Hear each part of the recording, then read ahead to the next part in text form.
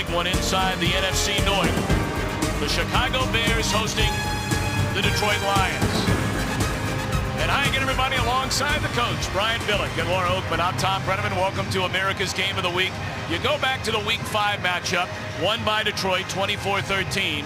The Lions got a career-best 163 rushing yards out of Jahvid Best. They also had a crowd that was in a frenzy, forcing 9 false start penalties. Today, Detroit has neither one of those in their corner. Yeah, Detroit would love to repeat that formula, but like I said, they don't have that same circumstance. Let's start with the running game. Without Jahvid Best, it's probably going to come in smaller chunks. And in terms of getting pressure on Jay Cutler, without the crowd noise, without that surface, they're probably going to have to manufacture it in a different way. And then finally, when you're on the road, you can't turn the ball over. But in that regard, Detroit's in great shape. They lead the league in fewest turnovers. Well, for Chicago's winners of 3 in a row, they've won 4 of their last 5. And boy, what a turnaround for Matt Forte. Well, they have the formula, and it's 3 things. Run the ball, and run the ball some more. It sets up everything they want to do offensively, throws down the field off the play action. It sets up the defense. Defensively, they know they've got to generate turnovers, but as we said, that's hard to do against Detroit.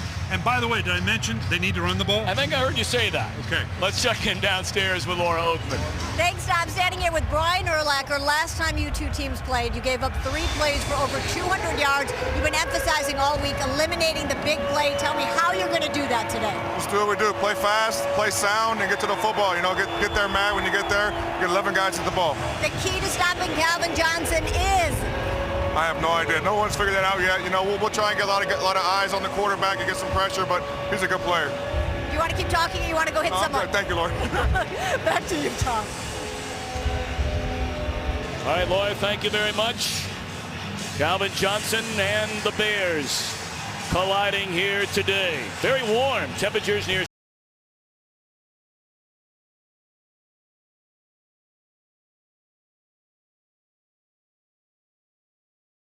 Well, particularly with the way these guys want to get the ball down the field. Detroit obviously looking to get the ball to Calvin Johnson. The wind could be a factor.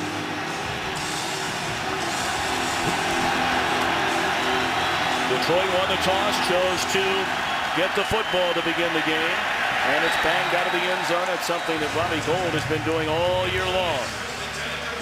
So now Matthew Stafford. He missed 19 games with injuries over his first 2 seasons. He's been healthy, and he has been very good. And it starts up front with a lineup that comes back from last year. Yeah, and that's going to be challenged with the front 4 of the Chicago Bears. But as we said, the running backs, Maurice Morris and Keelan Williams, can they indeed have the kind of day collectively that Jahvid Best had the last time these 2 teams faced each other? Where you at?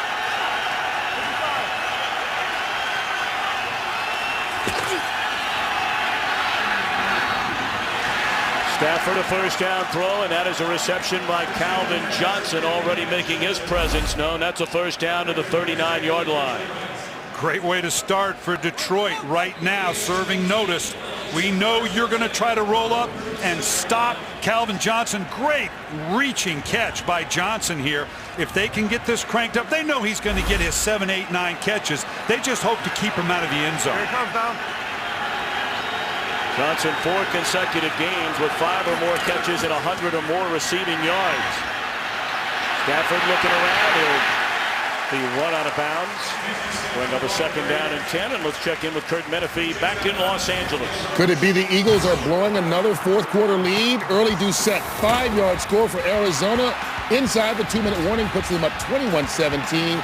Vic and the Eagles have the ball, trying to come back and win it. Tom, Coach, and Laura. Ball to gain of 2 on the run by Stafford. A 2nd down and 8.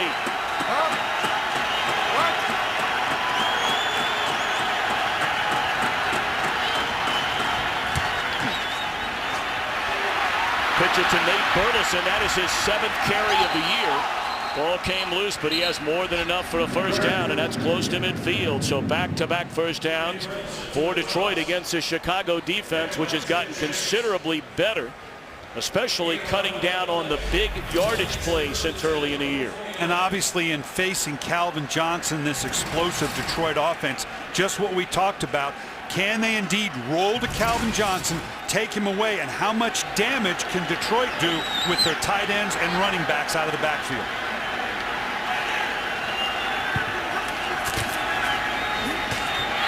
First carry for Maurice Morris, and a penalty flag is down. And this will be a hold against Detroit. Holding, number 76 offense. 10-yard penalty. Still first down. That's Jeff Backus, a left tackle, a #1 pick going all the way back to 2001. Here it is right in the middle of the screen. And this is the difficulty on the road. We talked about you can't turn the ball over. Penalties is a factor as well. You can't put yourself behind the down and distance with penalties within a long drive.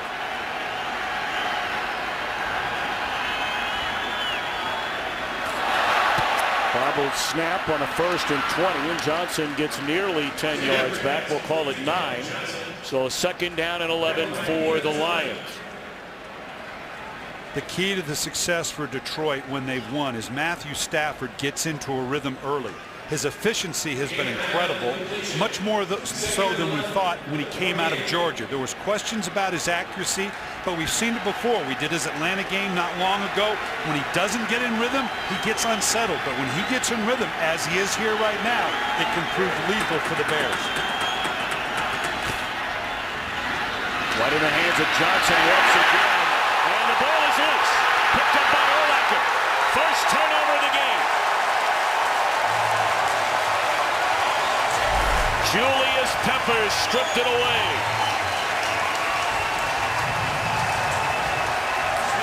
The long arms of Julius Peppers just reaches out as he goes to tackle Johnson. The ball comes out, just laying there. We set it from the get-go.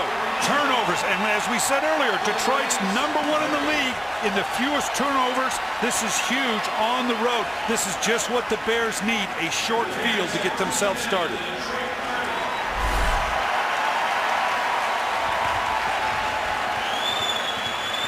So now Jay Cutler brings Chicago out offensively.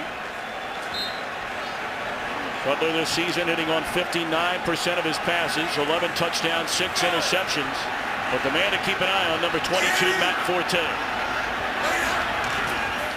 And they give it to him on 1st down, and that'll be a gain of 2.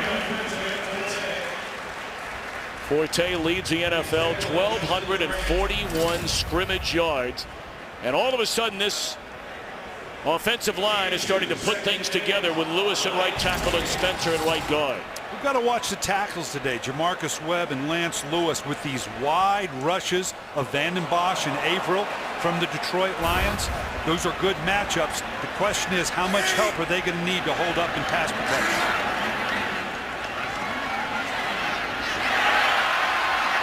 Forte the catch out of the backfield, and he's tackled at the 25. It'll bring up a 3rd down, and now a late flag comes in. All the way from the other side of the field, all the way down about the 10-yard line. There were only 10 players on that side of the field. Personal foul, unnecessary roughness. Number 92, defense, 15-yard penalty. What happened is to the goal, automatic 1st down. I think he means 93, Averill coming in, or excuse me, Vanden Bosch coming in late there. He said 92. It was Vanden Bosch, a late hit, particularly to the head. Whether it's the head or not, that is a late hit.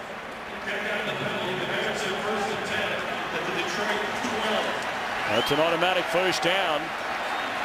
Chicago at the 11-yard line. And they spotted to the 12, and they hand it off to Forte. He's inside the 10, close to the 5, tripped up by Amari Spivey. Of course, this defensive front, one of the most dominant in all of football, which is kind of curious because you can run against this Lions team. Yeah, but they don't give up big plays. They generate turnovers. I talked about the tackles of the Chicago Bears under pressure. It's because of the inside presence of Ndamukong Suh, Corey Williams, Nick Fairley. You're not getting any help from the guards. Forte, and that is a touchdown.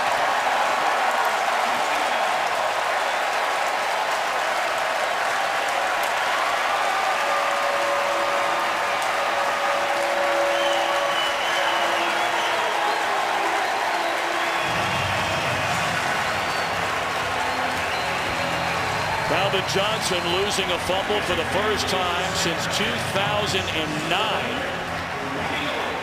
And on the opening possession here today, stripped by Julius Peppers, recovered by Brian Urlacher.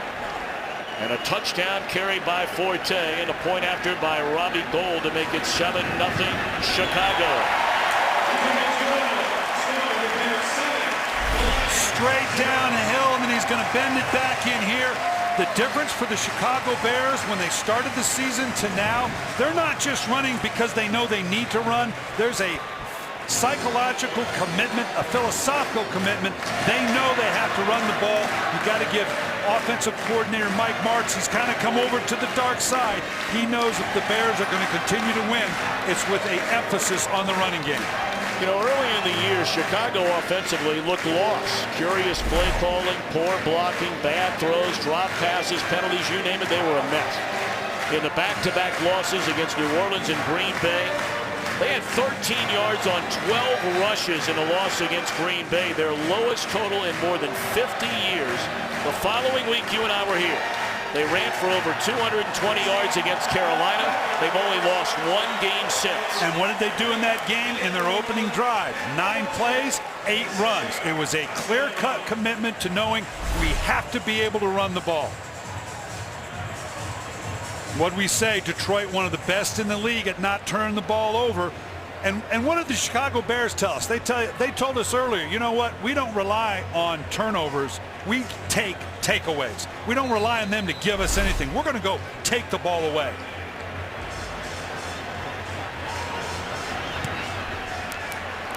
Line drive kick sails through the back of the end zone, and again the Lions will start from the 20.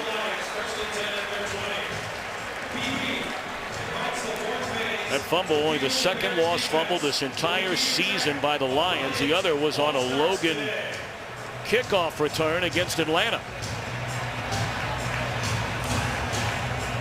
We saw the approach of Detroit both in running the ball in a lot of different ways. One was tossing the ball even out to Nate Burleson. They've got to make up for the loss of Javid Best. They're doing it in a lot of different ways. We also saw a lot of quick throws by Matthew Stafford to get him started.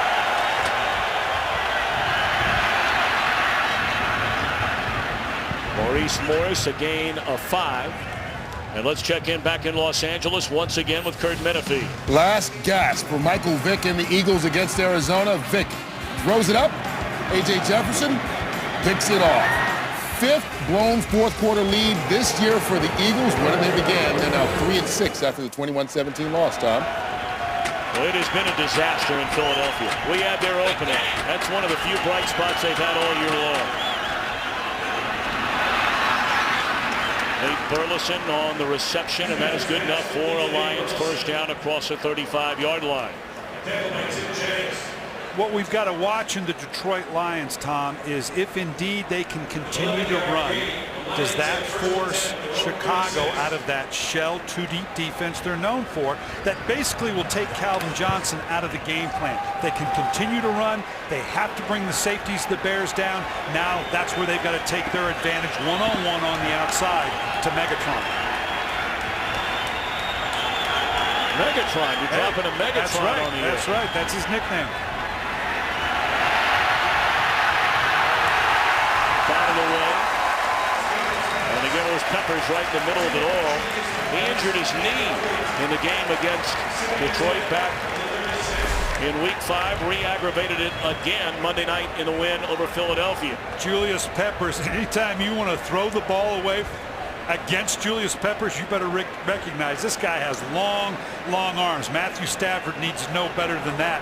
Just the casual, although throw this thing out of bounds, and those long, we've already seen the long arm of Julius Peppers cause a turnover to Calvin Johnson. It almost created a turnover there.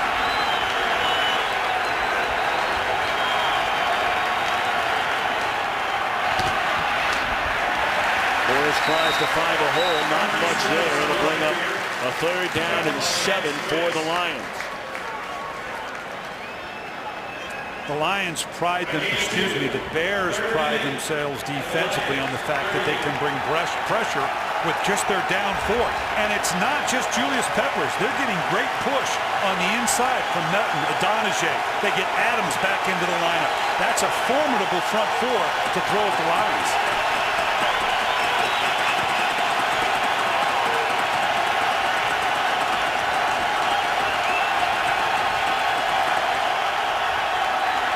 Blitz coming. What a throw by Stafford, and Burleson came back to get it. And now he loses a ball, and the Bears say they have it. They do.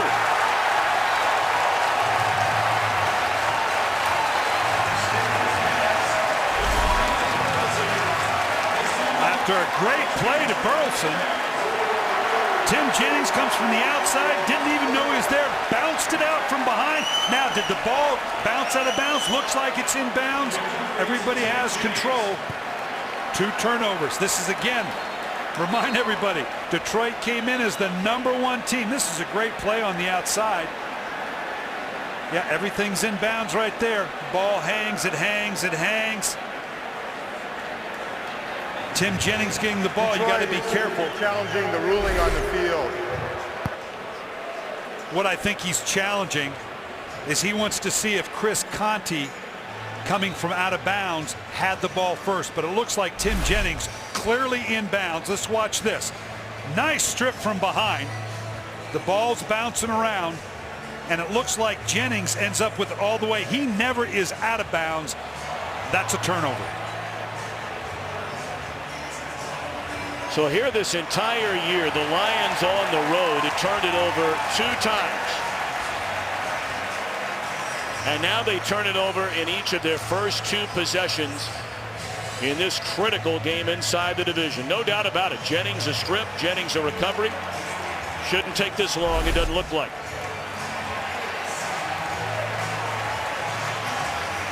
And the Bears were a little indignant almost when we talked to them about, you know, this is a tough team to take the ball away from. They lead the league in fewest turnovers, and that's when they laid it on that line about, hey, we don't count on turnovers, man. We go take it away. We're going to take it away on Sunday.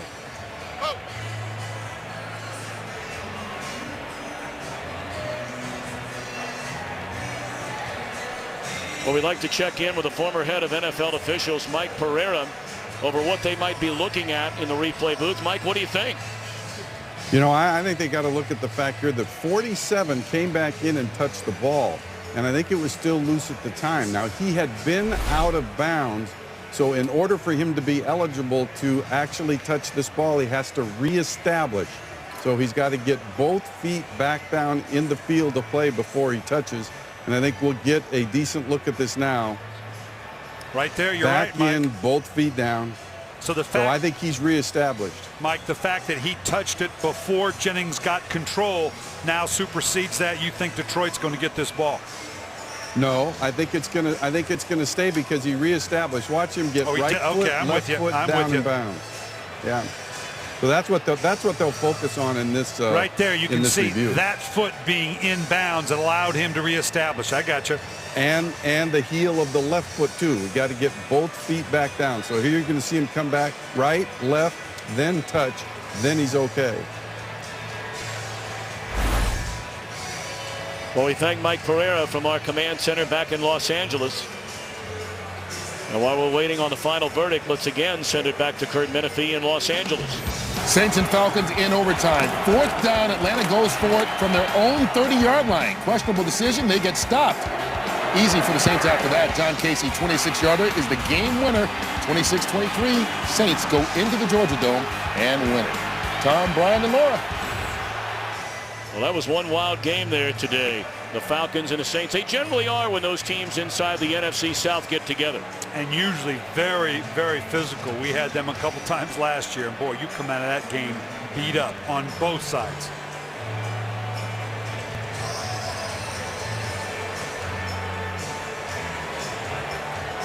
Well, Jim Schwartz challenging the call on the field.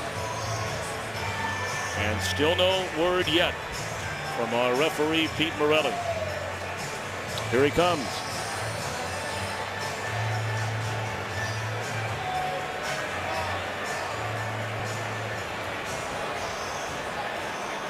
It's just an agonizing time for the coaches waiting for this. After reviewing the play, the ruling on the field stands. Chicago has the ball.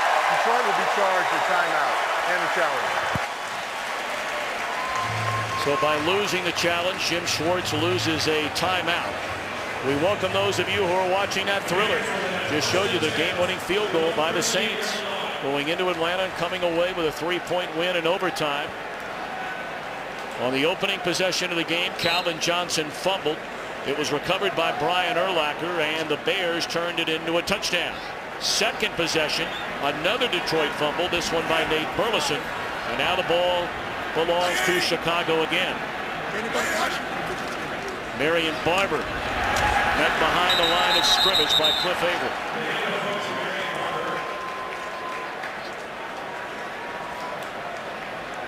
This Detroit front has given up some yards in the running game, Tom.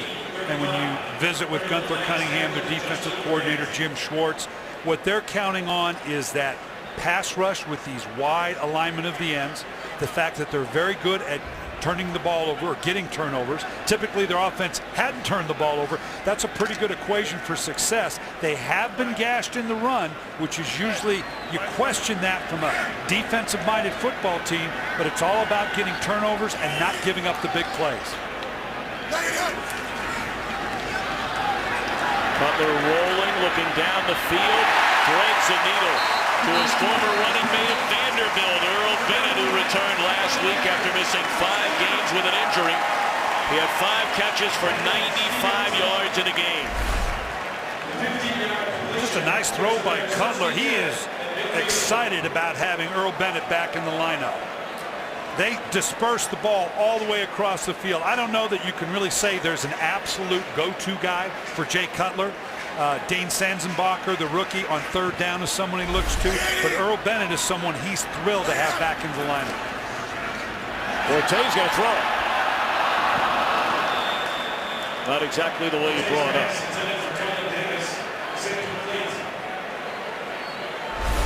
Well, Forte does everything else, runs it, catches it. Why not let him throw one?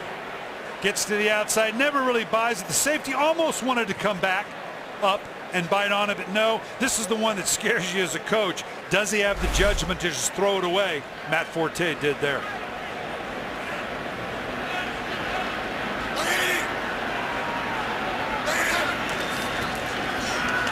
Forte escapes one tackle, breaks it to the outside, penalty flag at midfield. Run out of bounds at the 45-yard line. What a start to this season by Forte. Personal foul, grabbing the face mask. Number 92, defense. 15-yard penalty, automatic, first down. It's one of those kind of just brushes it by. Never really got a firm hold of it, but just enough. It's still going to bring about the penalty. Awful tough when a guy like Forte can jump cut like that and all of a sudden jump to the outside. Averill knew, I cannot let this guy get to the outside because I'm the edge part of the defense. Of course, Averill, the reigning NFC Defensive Player of the Week, had the monster game for Jim Schwartz out in Denver. 2 sacks, 2 forced fumbles, ran 1 back for a touchdown, but a rough start for the Lions. Fumbles by those 2, Johnson and Burleson.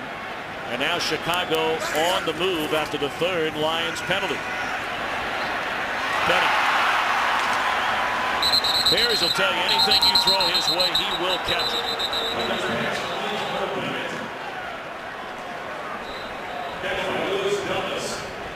I talked earlier about Chicago needing the running game to set up so many different things. We've already seen, by way of protection, the half-rolling Jay Cutler out after a play fake. This offensive line struggled early, as you mentioned. It's been solidified, but still, the more you can move them around the pocket, do it out of play-action fakes, it limits the pressure they can put on Jay Cutler.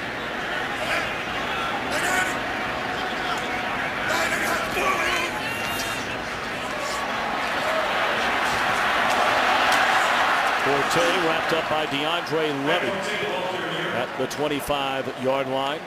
Now you go back to the first 3 weeks of the season. We talked about the Chicago offense was just a mess. And look at the breakdown. Rushing plays where they were just 29% of the time and almost a 50-50 split during this 4-1 run. And as I said earlier, it's not just in the running game. What that does for Jay Cutler, when they made that transformation from last year, prior to them forming into this running team, Jay Cutler was throwing more interceptions than touchdowns. When you run the ball like that, you get more touchdowns than interceptions. Batted in the air and incomplete. Of course, that's another thing they've done. After getting this offensive line together, starting its 4th consecutive game, Cutler did not get sacked on Monday night. And that's huge. Here you can see the inside pressure. We talk about it all the time. When a quarterback gets inside pressure, it limits where he can escape. Outside pressure he's ready for. He can step up in the pocket. He can roll out to avoid it. But inside pressure is something a quarterback hates. And now Robbie Gould, who has been so good for Chicago since they picked him off waivers back in 2005 out of Baltimore.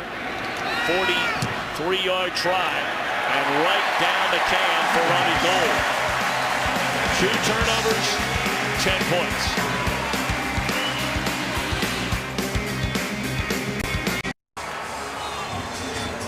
Jay Cutler and the Bears taking advantage of a pair of Lions turnovers here in the opening quarter.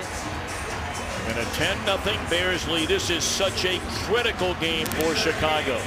1 game behind Detroit. Of course, everybody chasing Green Bay. The Packers yet to lose.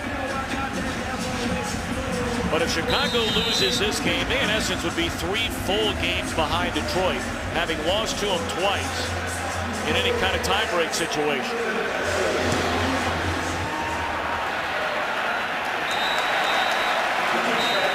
Now the Lions will get it for the 3rd time. 164th meeting between these division rivals. Chicago off to a big start.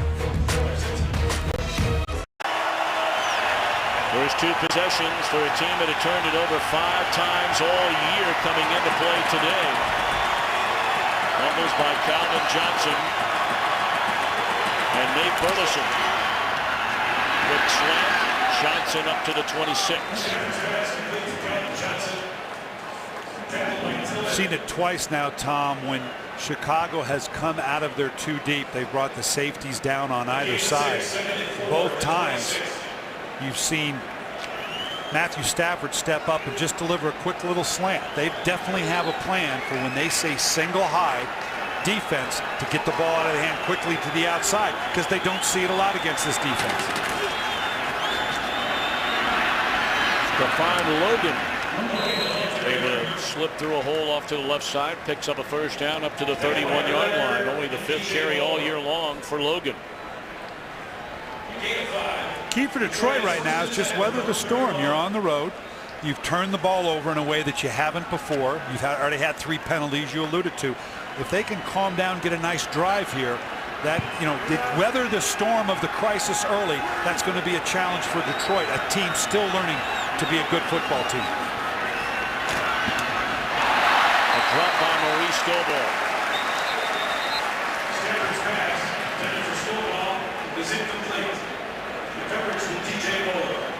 Scott Lanahan, the offensive coordinator, has done a nice job, but you can see in his plan he's trying to continue with the run. He's without Javid Best, where those big explosive plays. He felt like they could still get big plays in the running game, but he also knew he had to stay committed to it, if for no other reason to set up the passing game for Stafford.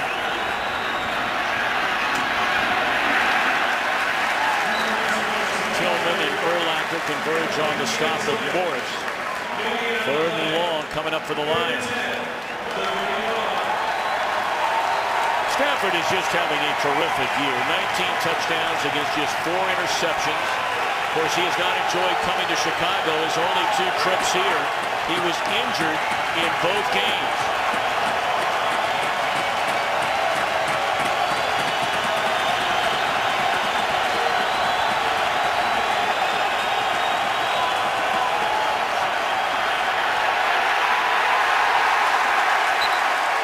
Big pressure by Lance Briggs forces the incompletion, and the Lions will punt. Briggs is slow to get up. Right here, up into the gap, right there now. Does the back have him? Does the guard turn out? Well, neither one there. Lance Briggs is good, but if you don't block him, he's real good. Robert Malone just signed after Ryan Donahue injured his quad kicking field goals in practice earlier in the week. And a good sign for the Bears, Devin Hester, who was injured, an ankle injury on Monday night in Philadelphia, is good to go. The NFL's all-time leader in punt returns for a touchdown. And he's off to the rush. And the punter Malone able to run him out of bounds at midfield. Well, in the open, I went through a laundry list of things they needed to do. One of them should have been, don't kick the ball to Devin Hester.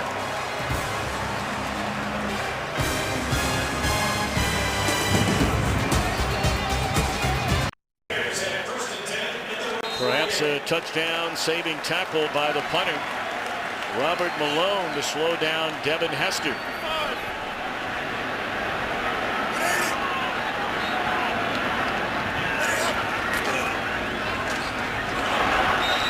Forte driven to the deck by Stephen Tulloch on first down. You can see the punter right here. He's your last line of defense, and I use that term loosely when I talk about a punter. How often do we see that become an embarrassing moment for a punter? But this guy, you know, Hester was out the gate. Had he not made this play, and believe me, come Monday, his teammates, Hester, I'm talking about now, going to give him a ration of grief now for being brought down by a punter. But that was a touchdown-saving tackle by the punter, the new punter, Rob Malone. Loss of 3 on the Forte carry on first down. Blitz coming, and Cutler just does get it away. The heavy heat by the safety, Amari Spivey. We said that Detroit was going to have to be more creative about bringing pressure on Cutler, that a 4-man rush, not at home on the turf with the crowd noise to aid them. They were creative there in bringing Spivey from the outside.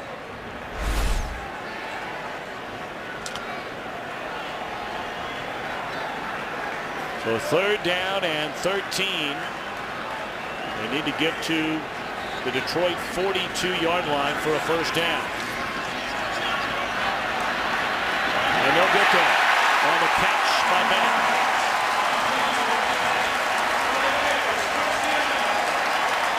Of course, Bennett wearing those orange shoes again here today. He was fined $5,000 for wearing them on Monday night. And I can't tell you what a comfort zone it is for a quarterback who for a few weeks has not had that absolute go-to guy, to have a guy like Bennett back in the lineup. You got to be careful you don't just become solely focused on that guy, but no one has really stepped up the way we've seen Bennett today already step up to become that guy.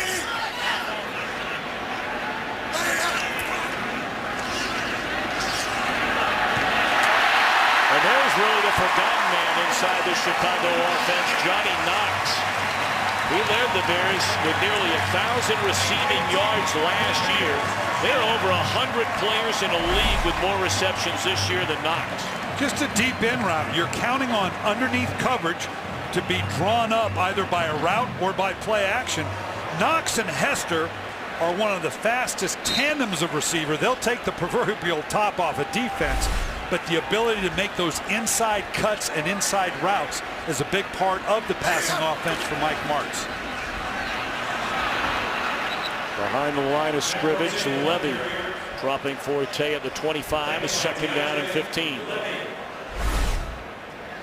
Just a nice job of pulling the trigger. We always talk about the ability to read and react by a linebacker. Here coming in behind the block, actually, but the fact that he reacted so quickly allowed him to make the play. Levy's been a nice player for Detroit. Drafted him out of Wisconsin in the 3rd round 3 years ago.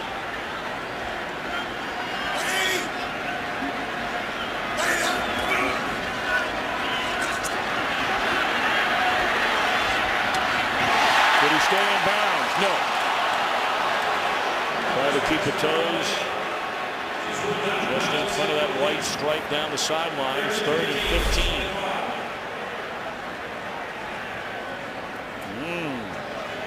Yeah, just wasn't able to keep that right foot. Take a good long look at here. Looks like he has control. The left foot is down. Oh, I don't know. This might bring about a challenge now. Jay Cutler's calling for it. If he had a flag in his pocket, he'd have pulled it out. Kind of subtle on Lovey's part. That's a confident, subtle challenge. Lovey sort of saw it. Sure. Hey, take a peek at this, okay? Chicago 1 of 3 on replay challenges this year.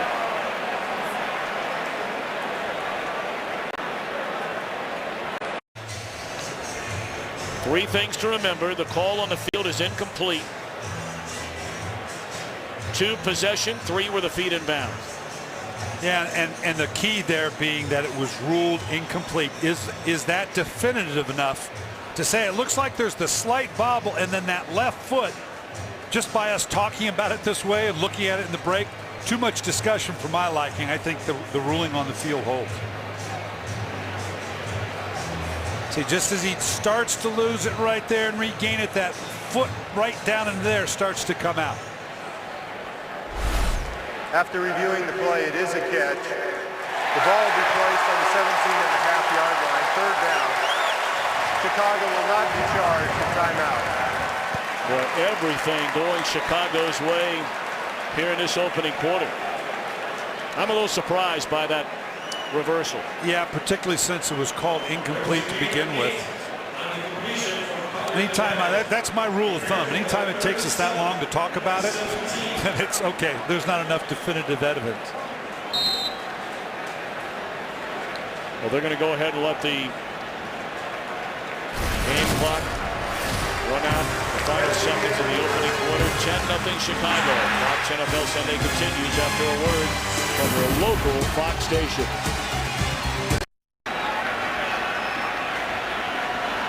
Third down for Chicago at the Lions' 17-yard line, and Cutler to throw it. Roy Williams lost his footing. So the field goal unit comes out once again. Just a miscommunication there. You zigged when I thought you were going to zag. He thought he was going to the back of the end zone. You know, you look at everything that has happened, and everything clearly 100% in Chicago's favor through a quarter and 4 seconds. 2 turnovers, 3 penalties for the Lions. Average starting field position midfield for Lovie Smith's team. These last 2 tries now, field goals rather than touchdowns. And those are the type that come back and catch you now when you miss scoring opportunities. 35-yarder, good snap, good hold, and Robbie Gould does what Robbie Gould does. That's converted. Jim Schwartz looking for answers from his team and from the officials.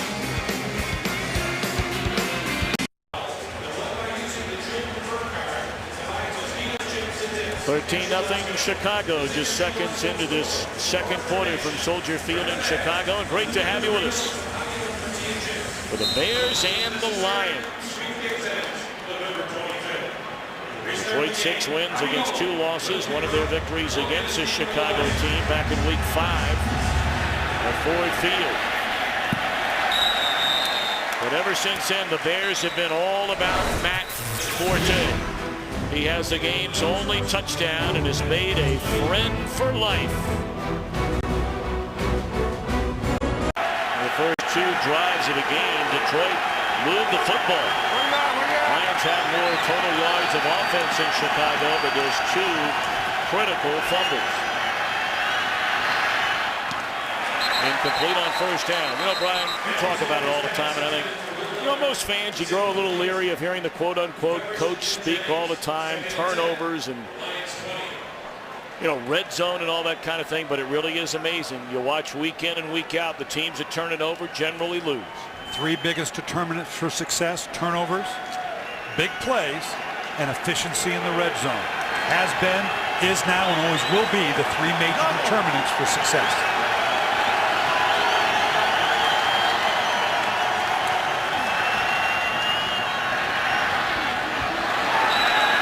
Set up the screen, and Morris lost his footing. It'll be 3rd down and 10 on the incompletion. And here's what you're talking about, Tom. And you people have got to remember, coming in today, this is why Detroit's been so good. These are interactive differentials. By that I mean the turnover margin. It's not enough just to get turnovers. You can't turn the ball over. They were a plus 13. Explosive plays as well. Look at these three teams, Houston, Detroit, and San Francisco. A big part of why they're good is they lead in every game in terms of turnover differential and big plays. Getting more big plays than you give up defensively.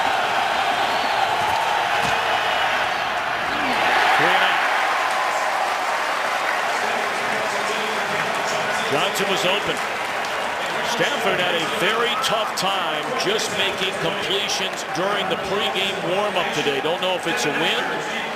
Don't know if he's feeling the effects of that ankle injury. He is wearing gloves on his throwing hand today. And that surprised me a little bit. We were supposed to get some rain earlier, and usually about game time, it has not shown up. I'm not quite sure why he still has those gloves on. And now Robert Malone. Chicago's going to get great field position again. What a punt by Malone.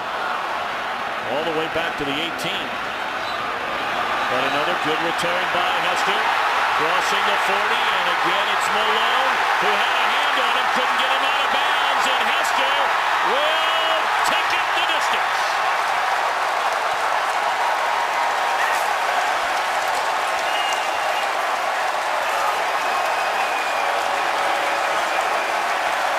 The 12th punt return for a touchdown, the most in NFL history for the electrifying Devin Hester. 82 yards. Look at what, this is the classic out-punting your coverage.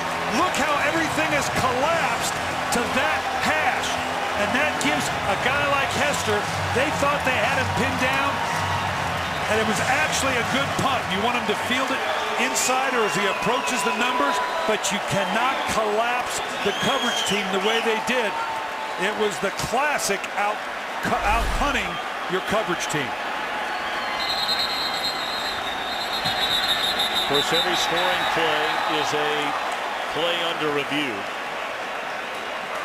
this year in the NFL. The previous play will be reviewed. I want to see if he steps out of bounds here, obviously. Gets right to the edge.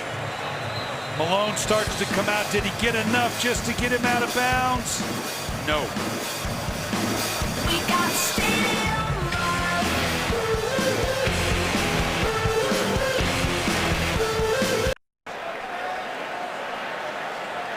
After reviewing the play, the ruling on the field stands. You can see right there. No way was he out of bounds. A little bit of a surprise challenge in that was right down the Detroit sideline. They had a pretty good view of it. Oh, not a challenge, I'm sorry. That was just a scoring review on every scoring play this year in the NFL. Well, what a great start for the Bears. And what a disastrous start for the Lions.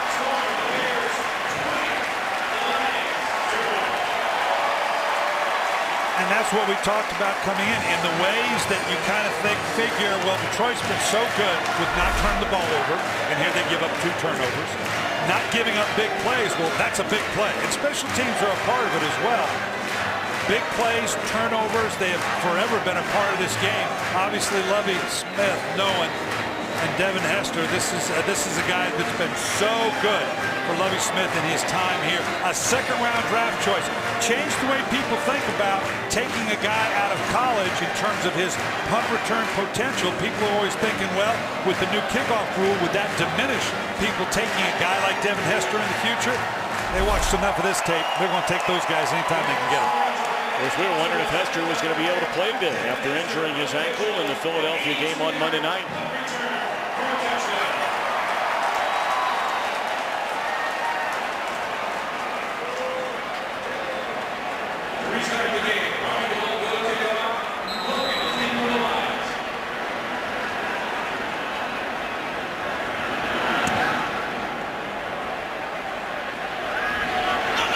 Logan will bring this one out. Runs into his own man. And he has some daylight. Good return by Stephon Logan up to the 30-yard line. Well, coming up this December, 2 of the most storied conferences in college football will culminate their seasons with 2 epic championship games for the first time in their history. Fox Sports will have them back-to-back nights. The Pac-12 title game Friday, December the 12th. And the Big Ten championship game from Indianapolis Saturday, December the 3rd. only on Fox Sports. Points off of turnovers, that's part of the turnover number count that we're talking about. Detroit needs to create a turnover on its own now to put its offense on a short field, because right now they're having to go the length of the field on every drive. Careless and Chris Conti exchanging words. No gain on a first down run by Morris.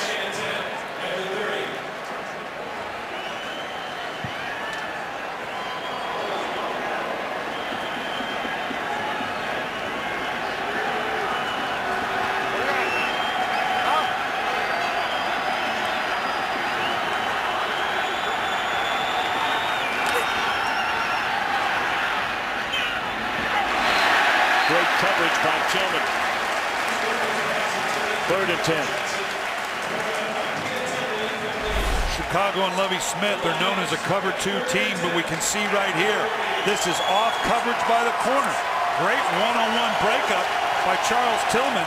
Chicago, and every time we talk about Chicago being a Tampa 2 team, a cover 2 team, given Lovie Smith background coming from Tampa, there's always a little grin on his face, because the fact of the matter is they play a lot more cover 3 than they have in the past. They are no longer a pure Tampa 2 defense.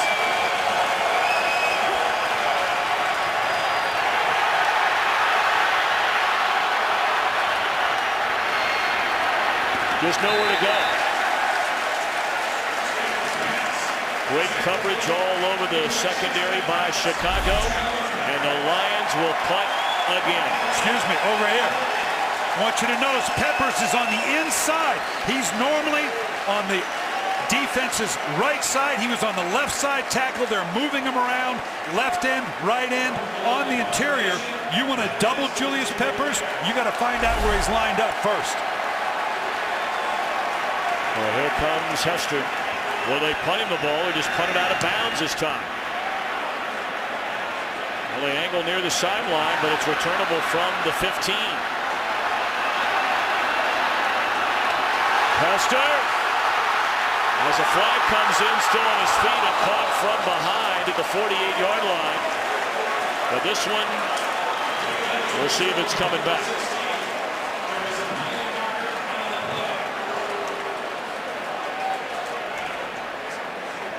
During a return, holding number 35 to the receiving team. 10-yard penalty, first down, timeout. Just right there, kind of gets his hand up on it. Looks like 81 got a bit of it.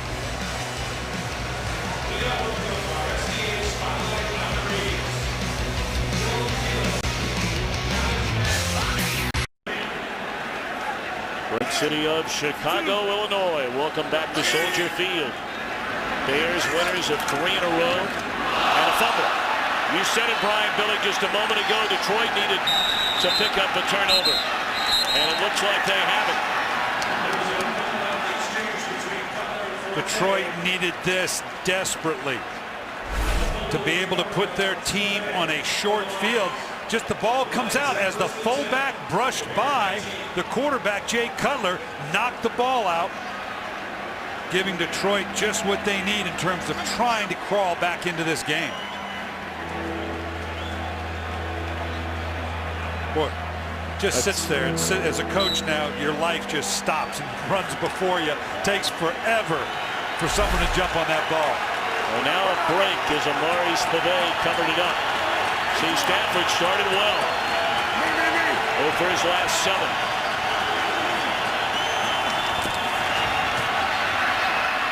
Morris, a good strong run close to the 10, just short of a first down. They must touchdown here for the Lions. We talked about it before. What did I say earlier? The 3 determinants for success: red zone efficiency, turnovers, and big plays. Now, red zone efficiency means you come away with a score, and these two teams are 1 and 2 in terms of scoring in the red zone. Not always touchdowns. They need a touchdown here, but at the minimum, you have to have scoring efficiency in the red zone. They're clearly in field goal range. They need a touchdown. Dangerous throw there by Stafford. The seldomly used Will Heller. He only has 4 catches all year long. Nice coverage on the outside by Nick Roach. He's here on the line of scrimmage. He's going to jam and run with the tight end. Nice job by the linebacker. You're right. Very dangerous throw. Anytime you throw flat inside the 10-yard line, bad things can happen. 3rd down and 2.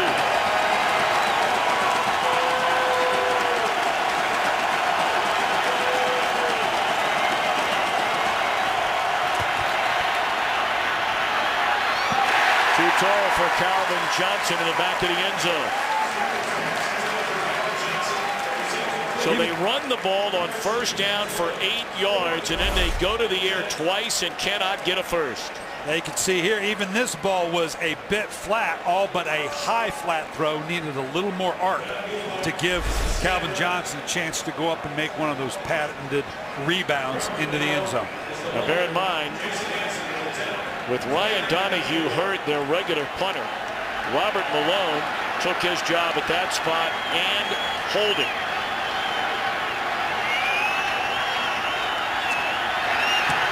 Good snap, good hold, and Hansen drills it through, getting Detroit on the board, 20-3 game. And Tom, you're exactly right to bring this up. This is nothing subtle about this. A kicker, it's all about psychology, and I got a new guy holding for me that can really get into the head of a kicker. Hansen's been at this a long time. 21 in a row made by Hansen inside of 40. Take a look ahead to next week on Fox NFL Sunday. The season marches on. The Packers look to stay undefeated. Cam Newton and company will try and change that. Cowboys and the Redskins. We'll see the 49ers. It all begins with a Built Ford Tough Fox NFL Sunday pregame show at noon Eastern, 9 Pacific. Check out listings for the games and time in your area. Lions will be at home against Cam Newton and the Panthers. Green Bay at home against Tampa Bay. You and I have been stunned by the disappointing year this year from the Buccaneers. Last year, their formula for success. What do we keep talking about? Turnovers. They had minimal turnovers last year. Didn't have the roughest of schedules. Really believed in Josh Freeman. Hasn't been that way this year. They've turned the ball over a great deal. They've not been able to generate the consistency that they had last year, and it was a tougher schedule, or has been a tougher schedule. No Devin Hester returning kicks. Johnny Knox won't bring this one back either. Well, some of the heroes from earlier games today. Tony Romo and the Cowboys blast Buffalo out of Cowboy Stadium.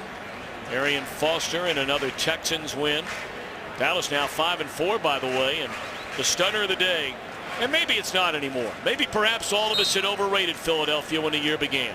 Philadelphia had kind of gotten its stride back. That loss last Monday night to these Bears, I think took a great deal out of the Philadelphia Eagles. I don't think anybody overrated Philadelphia more than Vince Young did.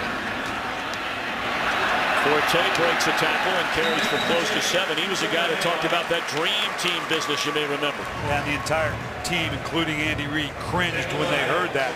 And you've talked about it many times, Tom. It's why, particularly in a game like basketball where they tend to do this a lot, why all-star teams can't beat a good regular team. It's not a matter of just sheer talent. You've got to be able to come together with the right personality. Role players. Hard to have the right role players when you have a team, a dream team of superstars.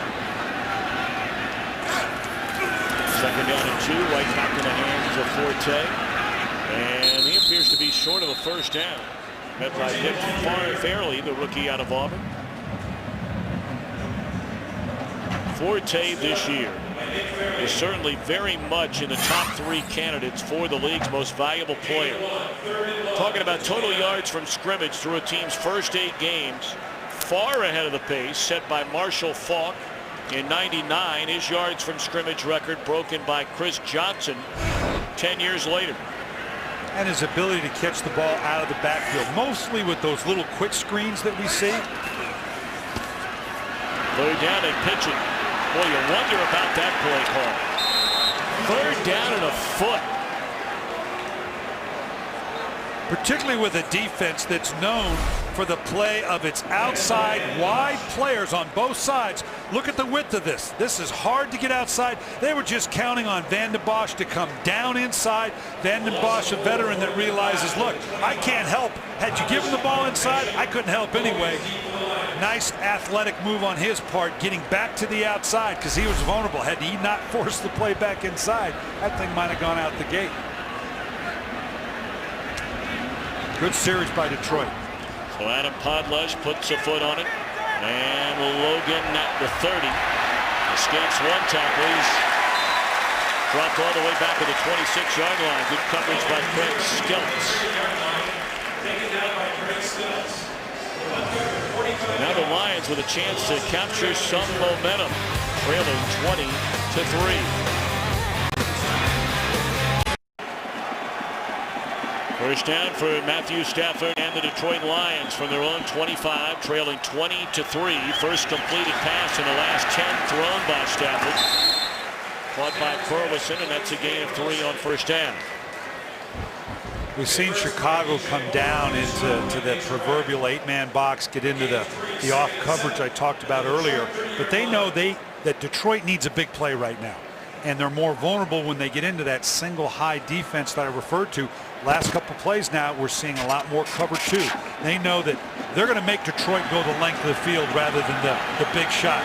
Johnson down here is the guy they're going to have to get to if they're going to make a big play. If they're in single high here, this might be the place for it. Tried to sneak one in there to Titus Young, the rookie out of Boise State, who had his first career touchdown 2 weeks ago. Let's go back to Kurt Menefee in Los Angeles. After a 52-yard field goal by David Akers, the 49ers come out and onside kick it against the Giants, and they recover it. Plus, they take advantage, sets up another Akers field goal. This one from 39 yards away. They lead at 9-6, approaching halftime in the battle of first-place teams. Tom and Brian? Can't wait to see the Niners again. We saw their only loss of the season. Trying to get a big win at home today over the Giants. Third down and 7. Johnson, the catch, denied the first down.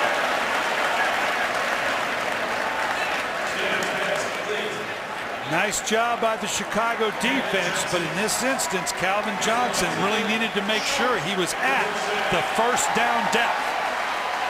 And what a stop by Tillman. That's a big man he brought down. Now, previously, right now, the Detroit Lions have done a good job in where they've tried to punt the ball. They've tried to pin Hester to the sideline. It just hasn't worked. I'm not so sure you just don't kick this thing out of bounds now.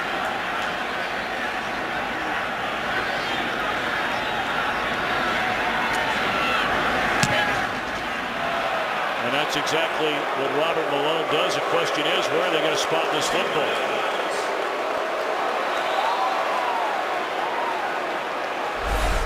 They spotted at the 23. This is what I'm talking about here. This is a nice job. If you're going to kick it to them, this is the previous punt, then go ahead and pin them in. They've got the rush lanes, they're in, or the coverage lanes. But the problem is Hester is so special, gets outside the coverage. Here you can see Stelz leading the way for him. When you get a guy pinned like that to the sideline and they still get a return, they did the right thing in kicking the thing out of bounds. But you know what every Lions fan is saying? That was the last punt. Too little, too late. You kicked to him twice before already. Yeah, I think I might have learned my lessons after the first one. 26.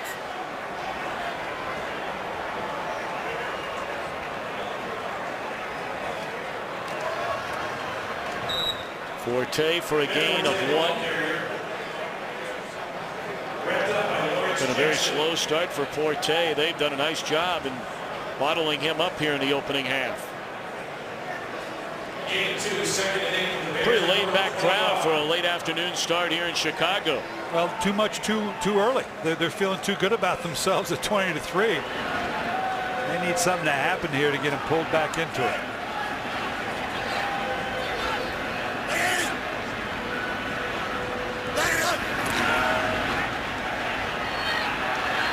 Butler runs into his own man, and then for the first time in the last 2 games, he is sacked. Lawrence Jackson now with 4.5 of them on the season. He has been a nice pickup coming over to trade from Seattle. Well, you can see here they're committing bodies to protection, and that's the key. After a play-action fake, they move Cutler to the outside. They've got plenty of bodies here. It's a simple 4-man rush by the Detroit Lions that limits it to a 3-man route. When you commit that way, limited options down the field. But it's what has worked for them as of late to protect Cutler. Well, Gunther Cunningham has to be very pleased with the way his defense has played here in this opening half. They've only allowed 76 total yards. Cutler, with a flag down, takes a vicious lick. Knocks his helmet clean off. There is a flag all the way back to the 10-yard line. My, oh my, what a hit delivered on Jay Cutler.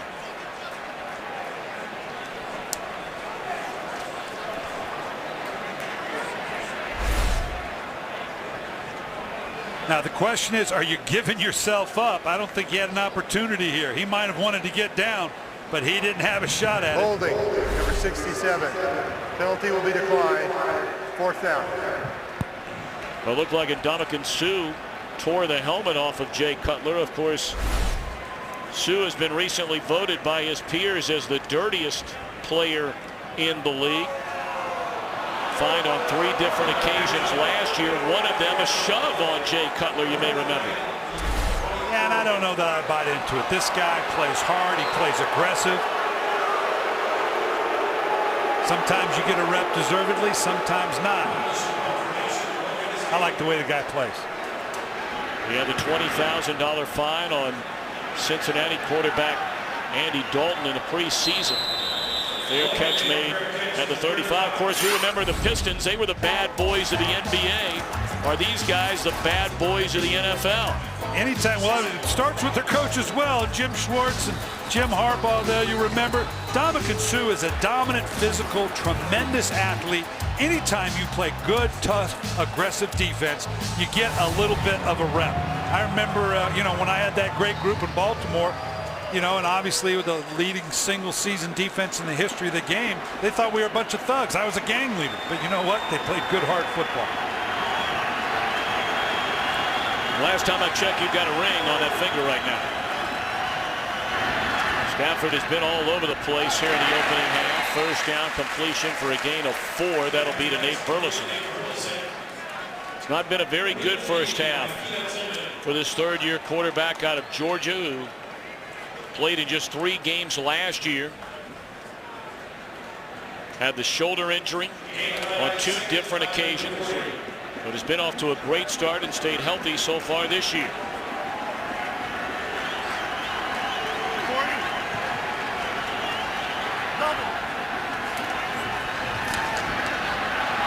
Good running room, and that's a first down carry for Maurice Morris to the 49-yard line. And so here you are, Coach Billick, with 6 minutes to go until halftime. Everything clearly has gone Chicago's way.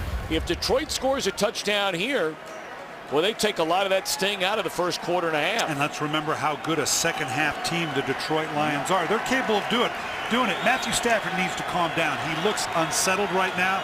We had their game against Atlanta where it was the same way. He just didn't seem to get into a rhythm. Or stuffed on first down for maybe a yard.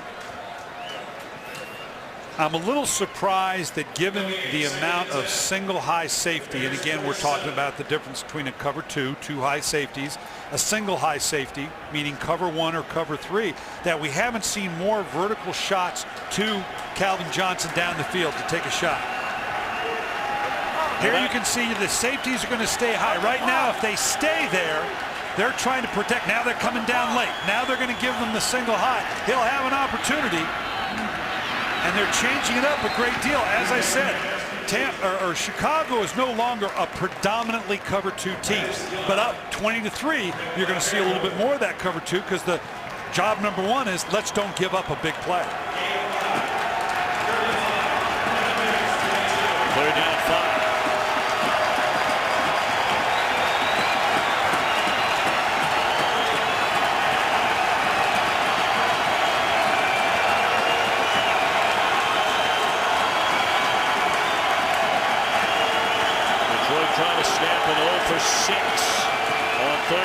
Lions in the game. And they will on a catch by Titus Young to the 30-yard line. It's become a real chess match here. Peppers is coming off this right side here. They're trying to change it up to get the matchup so you can't double Julius Peppers. They went from a single high defense to a cover 2. That's an excellent throw. That's a tough pass to complete against a cover 2 defense. Nice throw by Matt Stafford. Chicago spends a timeout. It's first of this first half. 3:49 to play until halftime. Lions on the move. Tree in the world. First and 10 Detroit. At the Bears 31-yard line, trailing 20-3.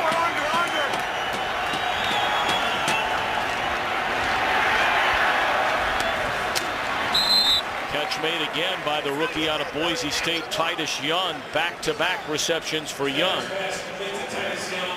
Talked about Matthew Stafford wearing a glove on his throwing right hand. Laura Oakman, what do we know about that? He told me early on that it was strictly for this wind, which is whipping down here pretty considerably on and off. He's never worn them before. He wanted to help with the grip. But I will say this, you guys, he's fidgeting with that right glove. Don't forget he jammed a finger on that hand last week. He says it's for the wind, though. Well, I tell you, I've heard of a lot of things. I've never heard of a glove made for the wind. Yeah, wet weather, cold, but not for the wind.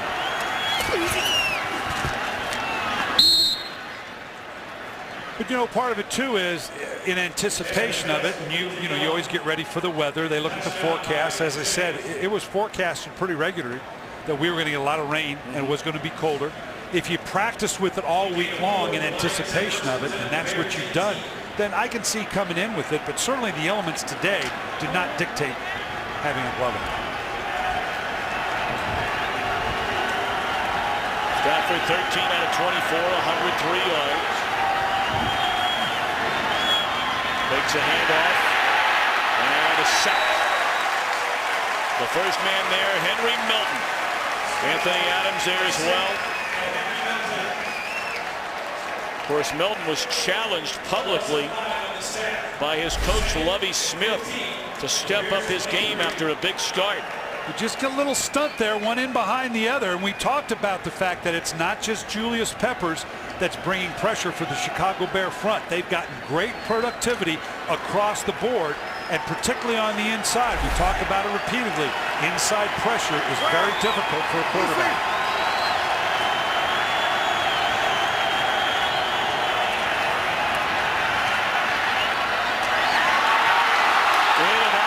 Of Calvin Johnson. They're saying incomplete pass, and a ball, quite frankly, that should have been caught. They got the look they wanted. They got the one-on-one matchup. This is something that's usually automatic for Calvin Johnson. They needed this desperately here, and I don't know that he got a hand on it. I think this is just a flat drop. That was nearly deflected by Tillman into the hands of Conti. That play to drive, 3rd and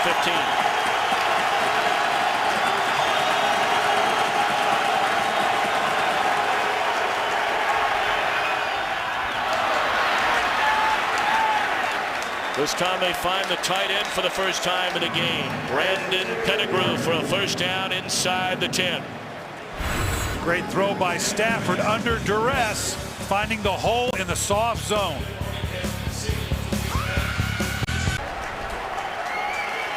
First and goal for the Lions. 2 timeouts remaining.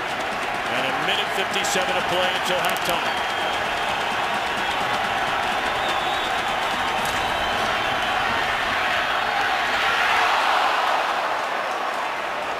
Penalty flag down.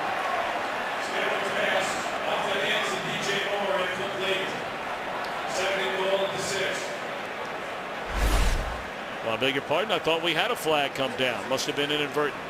They got bottled up here, one on top of one another. Johnson was supposed to be in behind Titus Young, and they kind of got banged up here with really no place for Matthew Stafford to go. That's what turned it into a dangerous throw with DJ Moore almost intercepting it.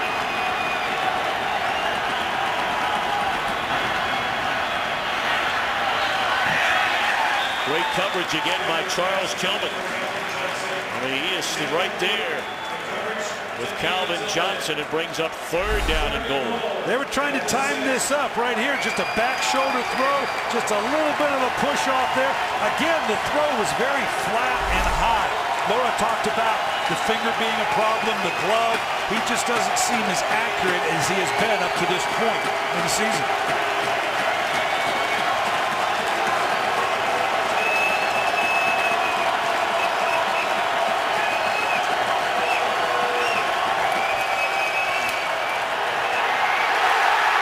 Sacked all the way back to the 18, and again it's Julius Peppers. Once again, they've got Julius Peppers lined up on the inside of the defense. They're clearly trying to get matchups right here on the inside. Normally he's on the right side defensively, coming from the outside. They're looking for the matchups here against the center Raioli. Peterman, the right guard. So far he's gotten home inside twice. Chicago spends a timeout, wanting to stop the clock and get the football back after this field goal attempt by Jason Hanson. You know, Brian, I got to ask you, if you're a head coach, Matthew Stafford has not been sharp, has not been crisp at all here today, and he's wearing the glove. Now, we don't know if he's wearing it because he's trying to protect that injury he had a couple of weeks ago in Denver, slight albeit. But for a guy who doesn't wear a glove, and he's wearing one now, as a coach, would you tell him it's time to lose that thing? Yeah, you know, my first question is, you got a new glove contract or what? You know, maybe you ought to lose that thing. And it can be as simple as maybe you don't have a feel for the ball. You don't have a feel for the texture. Something, I don't know what it is, needs to account for his inaccuracy. So the new holder, Malone, a 35-yard field goal try by Hanson, which is good. So 1st and goal from the 6. Turns into a field goal. Well, right now let's go to Kurt Menefee to see what's coming up on the Visa halftime report. Coming up on the Visa halftime report, we'll have scores and highlights from a busy week 10 around the National Football League.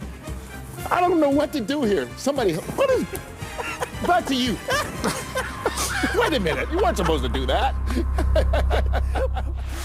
Well, Terry wasn't wearing a glove, and he went 0 for 7. He did have a bandage on that left hand, though. So.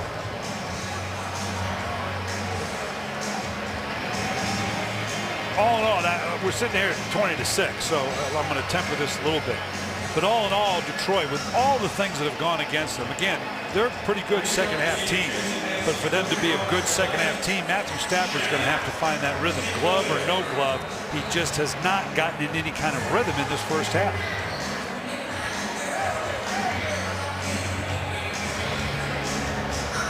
Now Hanson, in his 20th year out of Washington State, will put a foot on it. Johnny Knott from the 5-yard line. And Aaron Berry there to chop him down.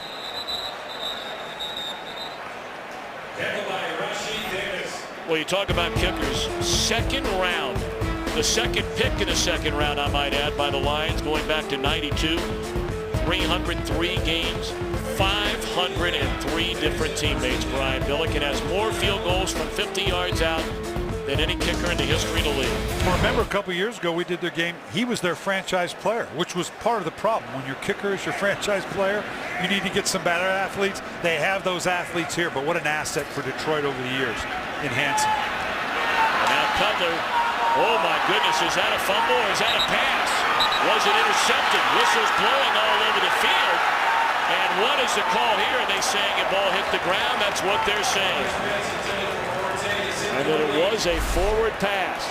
Ruling on the field. Well, it was a pass. He got it just pushed. Yeah, it bounced its way in. He didn't know if it was a fumble or an interception, so he just went with it. But that push constitutes enough to be a pass. Oh, boy, they dodged a bullet there. Corey Williams had him repped up.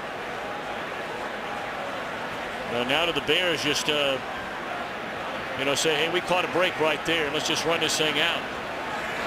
Oh, they're throwing. Butler looking around. Incomplete. Tell you what, the Lions still sitting on 2 timeouts here, and after back-to-back incompleted pass by Cutler, you know, if they run it, they can call a timeout, and they should get decent field position one more time before the half. We talked about them being a second half team. You can see their ranks here and how good they've been in the second half. I agree with you, Tom. I'm not sure you don't run the ball here. You need to bring some clock down, because an incompletion here, a punt, and 2 timeouts by Detroit is going to give them more time and opportunity than you want. Well, they're going to throw it on 3rd down. Cutler down the middle of the field. And he finds Sam Hurd, only his 7th catch of the season. Just a deep in route here. Linebackers probably needed to get a little bit more depth to take away this lane. And now Chicago, with 1 timeout, has some opportunity. Cutler throws, far side catch, and then stepping out of bounds is Bennett.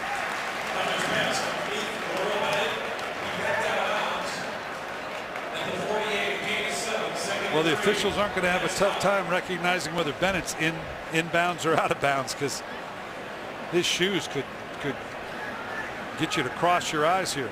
Well, it got him a $5,000 fine for wearing those orange shoes in Philadelphia on Monday night.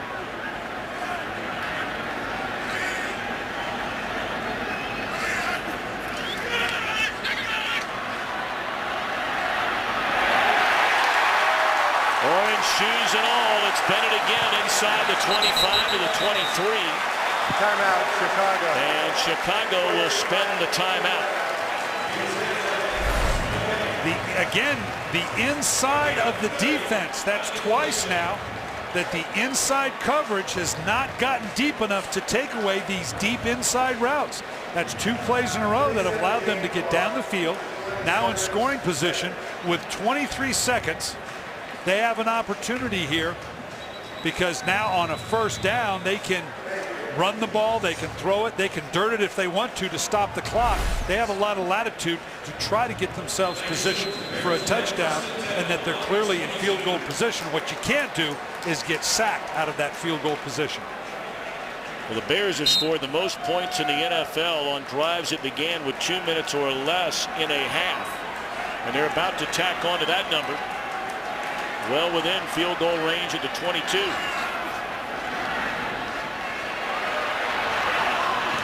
Cliff Averill coming off the edge, got a piece of the arm of Cutler.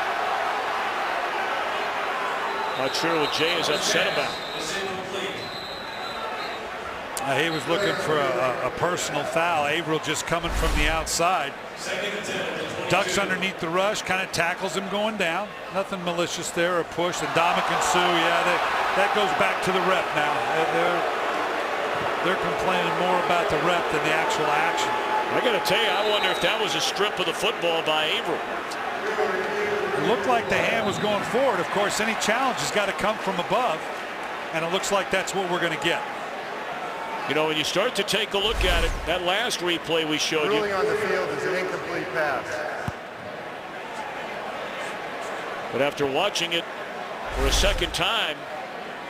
Has the hand started forward? That's the key. Looks like it was still going back as it was initially hit. It ended up being pushed that way, but watch as the ball tipped. It's not yet going forward. It gets tipped out, and now the arm just kind of pushes it forward. We saw a play like this in Kansas City last week. I think this could be ruled a fumble, and now the second element, was it clearly recovered by Detroit? It was.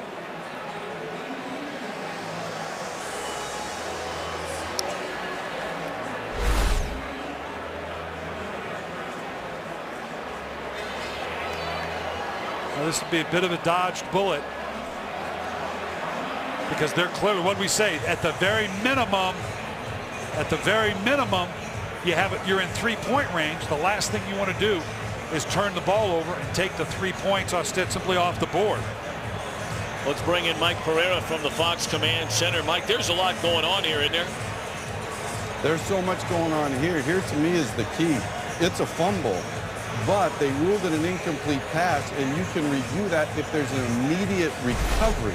But you didn't have that here. If you go back and And if you follow the play from the live shot, you're going to see that the ball ends up just rolling dead and nobody really makes an attempt to recover it.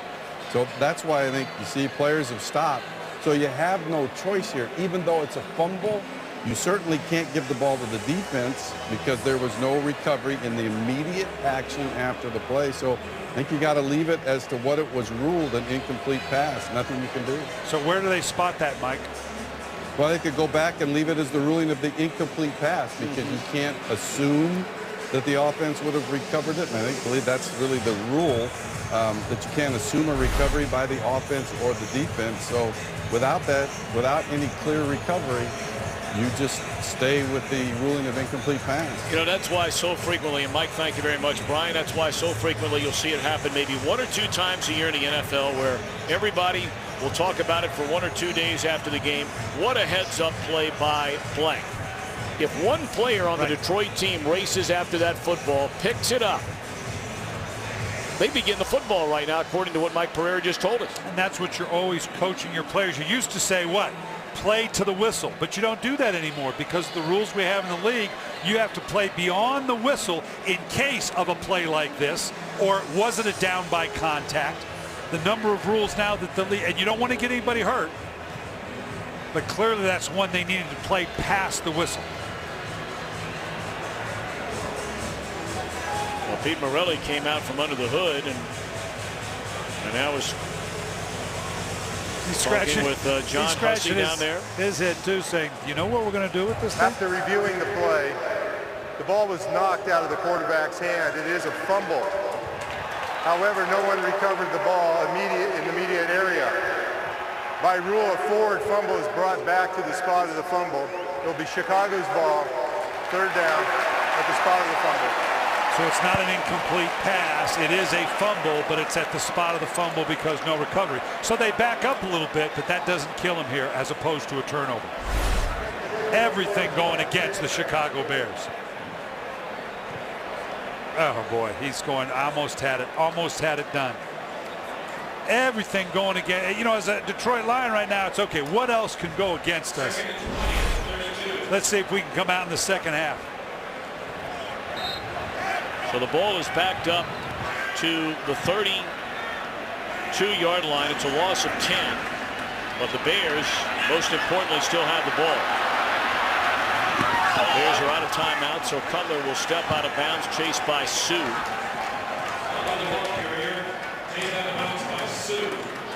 And they're going to spot it, let's see, 24-yard line.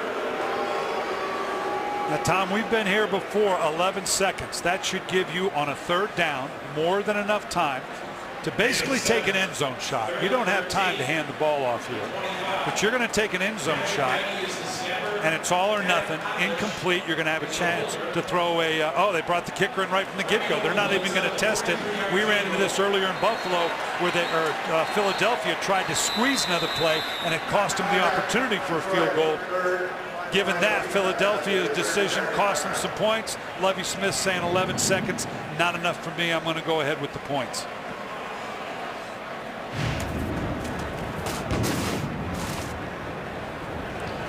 Of course, Jim Schwartz, you know, you look at his last 2 visits here into Chicago. Who could ever forget? You and I were here September the 12th of last year on what everybody and his brother thought was a touchdown, but because of the very intricate part of the rules and a receiver and the continuation of play, they were denied a game-winning touchdown pass, and now you hear a fumble. It's clearly a fumble. His player ultimately recovered the ball, but again, because of intricate language, his team will not get the turnover, and the Bears, in fact, will have a chance to add to their lead. And that's going to be his message to his teams at halftime. Guys, absolutely everything's gone against us. Let's even this thing up in the second half because we can't have worse luck than we had in this first half. 43-yard field goal try by Gold, who's 2 of 2 in the game. And this one is no good. He pushed it to the right.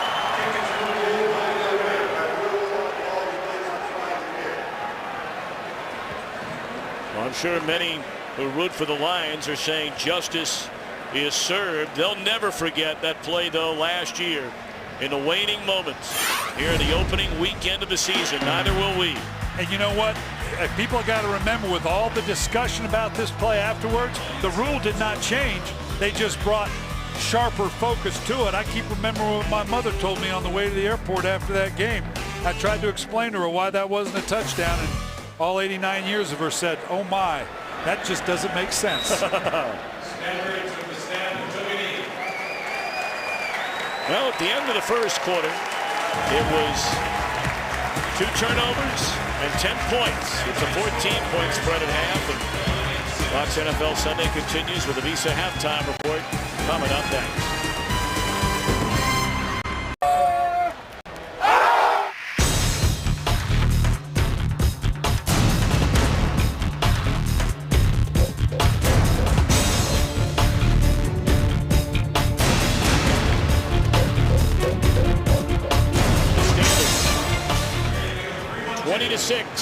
Moments away from the start of the second half.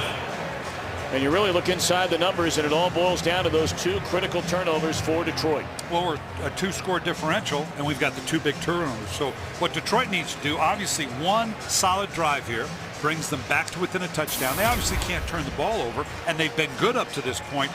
They haven't run the ball consistently, and I'm a little concerned about Matthew Stafford. We saw the Atlanta game a couple weeks ago.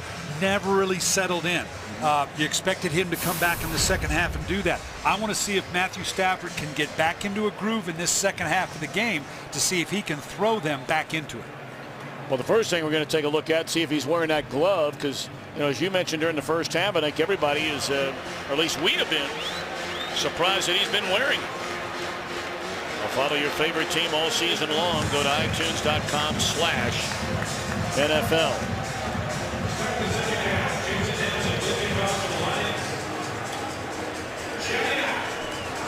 They're still wearing the gloves, but of course, Detroit, their offense will sit on the sideline as Chicago gets the ball to begin the second half. Bears are 5-1 this season when leading at halftime.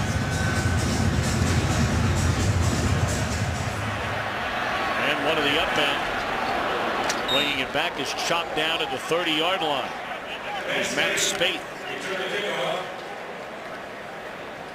This is a classic opportunity for Chicago. We talked in the open, Tom, about their commitment to the run now. It's not just we need to run, but we believe in our run.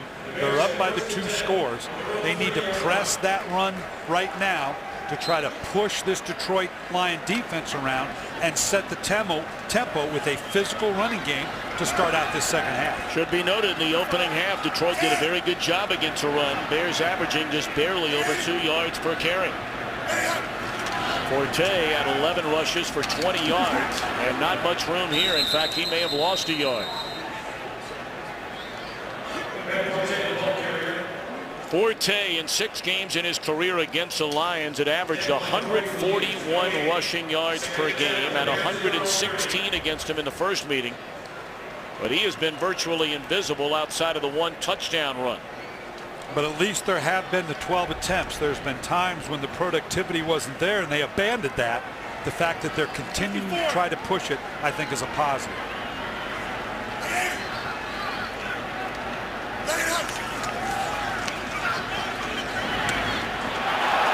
Tough throw there by Cutler. Roy Williams looking for a flag that doesn't come. Great coverage by Eric Wright, the former Cleveland Brown. He's not going to get this. Just great coverage. He can plead all he wants. Nice job switching off there. Again, we talked about it many times. You can put your hand on a receiver. The question is, have you changed his direction? Have you changed his impetus? He was just there with good coverage. I'm not sure you could have called that in basketball. Well, 3rd down and 10 now for Cutler and the Bears on the opening possession of this second half.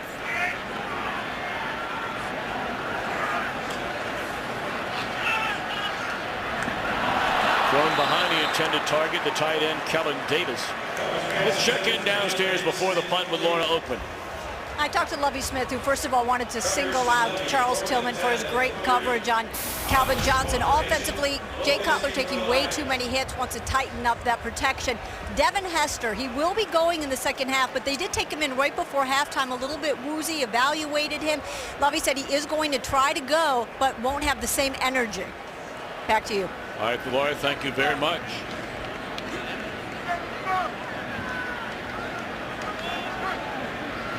Podlesh to put it away. Angling Logan over near the sideline. Great punt. In fact, too good.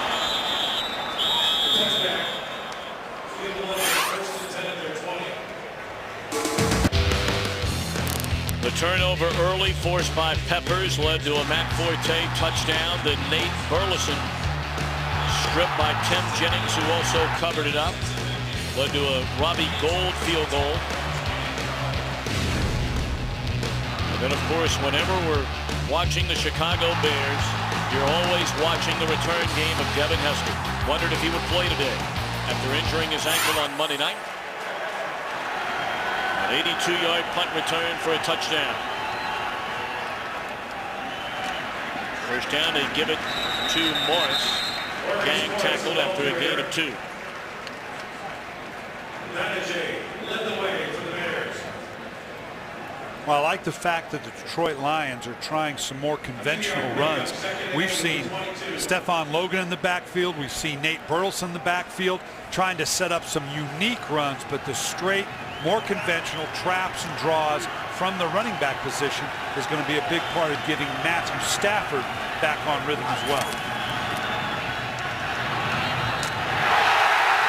Touchdown, Chicago! Major Wright.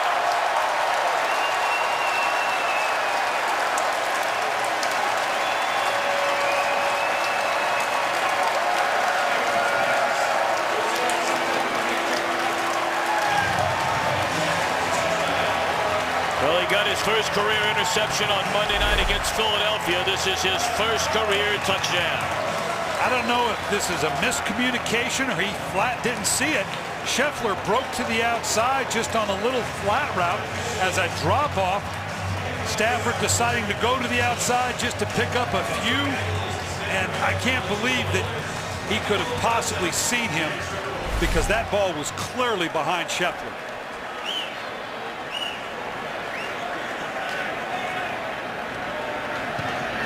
Point after is good. Your defense gives you a 3-and-out. And on your second play in the second half, that's about as easy as it gets for Major Wright.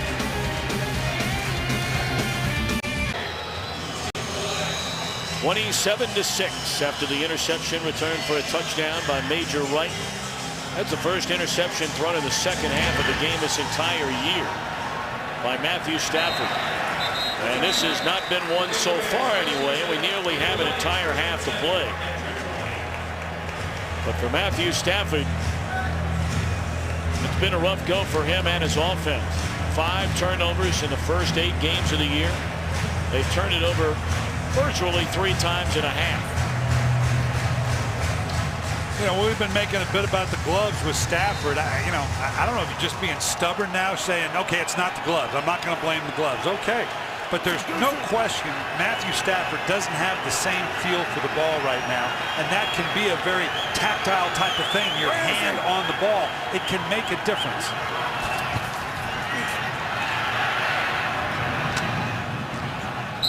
Good throw and a catch made by Burleson for a first down up to the 34-yard line. But make no mistake about it, this game is a long, long ways from being over.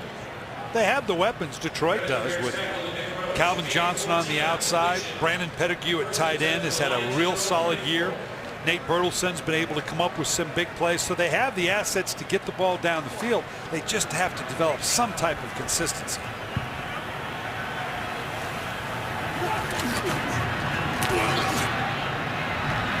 Morris on a first down carry for close to 3. Green Bay and Minnesota will play tomorrow night. Green Bay, the only unbeaten team in the league, but we talked about how critically important this game, how critically important it is indeed for Chicago. Right now, and it's a silly thing to say because we're not headed to the playoffs yet, but Detroit and Chicago would be the 5 and 6 seed. So these head-to-heads, it's not just about the division. It's about if it comes down to that wild card spot, those 2 wild card spots, these heads-to-heads competition could be huge.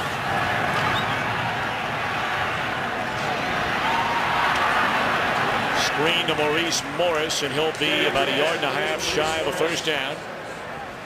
Let's check in back in Los Angeles with Kurt Menefee. Well, since you're talking playoff seeding, maybe the Giants-Niners is a battle for the number 2 seed in the NFC. Mario Manningham with the first touchdown by either squad today. Nice catch, 13-yard score. Giants take a 13-12 lead. Tom and Brian. Good game. New York, you got to be impressed with what New York's doing, particularly with on the road to New England. If they can hold up against San Francisco, coast to coast, that would be impressive.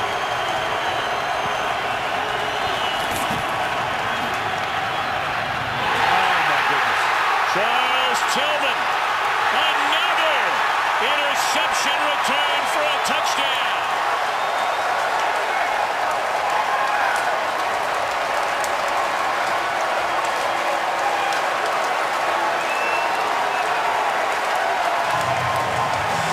It appeared as though Stafford stared down his receiver right from the snap of the ball. And he's pleading his case to Scott Linehan. That, again, he could not have anticipated. He thought they were going to do something that they did because he threw it right into the teeth of the defense.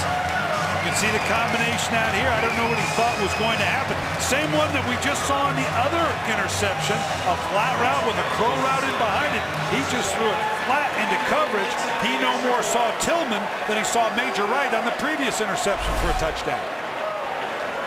Well, I tell you, it's not going to win him many friends. You saw that last replay as a defender.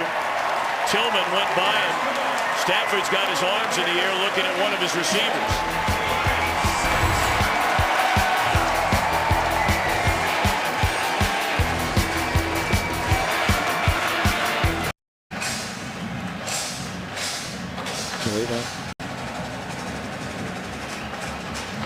Charles Tillman, his 4th career interception return for a touchdown. This one going for 44 yards. Bears have returned 2 Matthew Stafford interceptions for touchdowns here in the first, well, not even 4 minutes of the second half.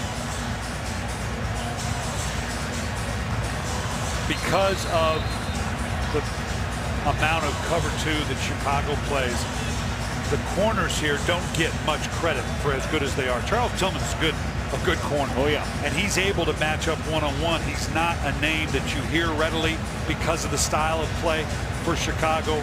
But that's against Charles Johnson there, or excuse me, Calvin Johnson. That's a pretty good matchup.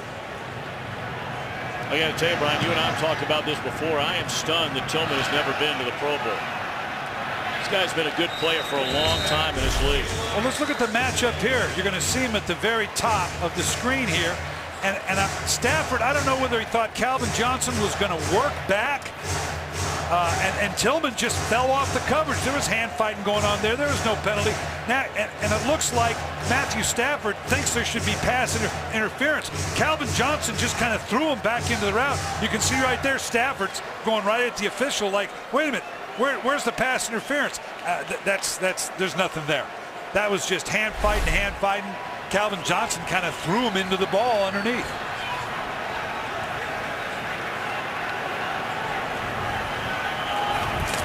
Stafford going to hand it off to Morris on first down. That'll be a gain of 8.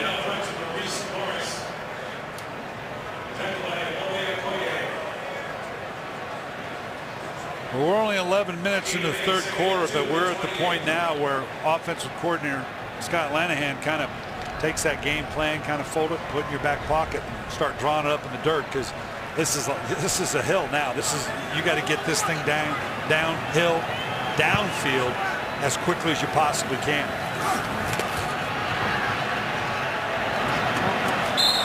Good coverage by Conti on Pettigrew, and let's check in again back in Los Angeles with Kurt. Tough day for Matthew Stafford. Hey, similar story for Joe Flacco. He gets picked off by David Hawthorne of Seattle, set up a field goal. Baltimore also fumbled 2 kickoffs. Both those set up field goals, and right now the Seahawks trying to pull the upset 22-10 late in the third. Tom and Brian.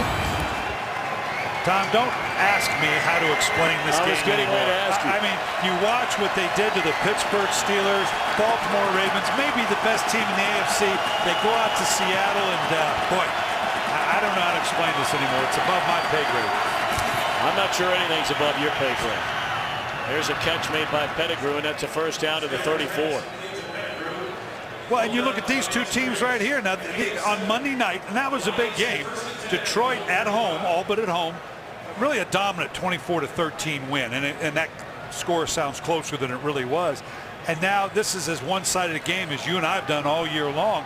I don't know how you explain it from one week to the next. Keelan Williams, his first carry of the game. That'll be a 1-yard pickup. Second down upcoming for the Lions. Closing in on the 10-minute mark and rolling the third quarter. Second time in team history the Bears have returned 2 interceptions for touchdowns. Did it against another of their storied rivals, the Green Bay Packers.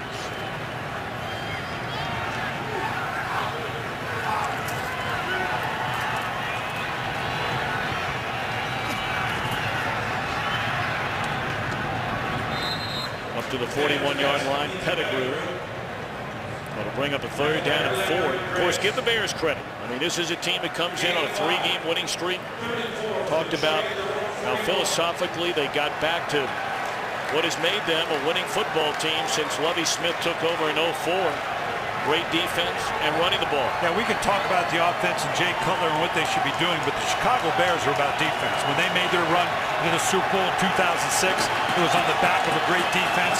Last year, into the championship game and the subsequent years in between.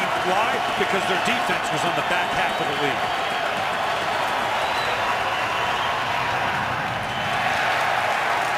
Well, Detroit down 34-6. Will send out the punt team.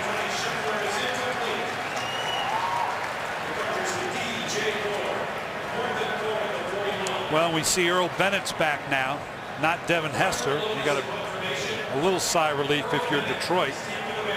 Laura talked about Devin Hester coming out and a little bit woozy. I'm not quite sure what I understood when Lovie Smith said he wouldn't be as enthusiastic. I don't know quite what that means, but he's not back returning punts.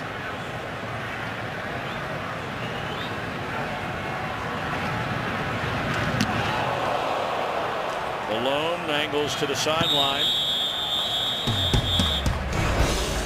It has been a rough start in the first quarter. Even uglier to start the third for Stafford and the Lions.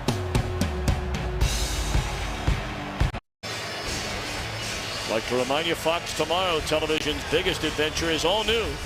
Loyalty's put to the test when a son must choose between betraying his family and saving the girl he left behind. An all-new Terra Nova. Tomorrow, 8 Eastern, 7 Central on Fox.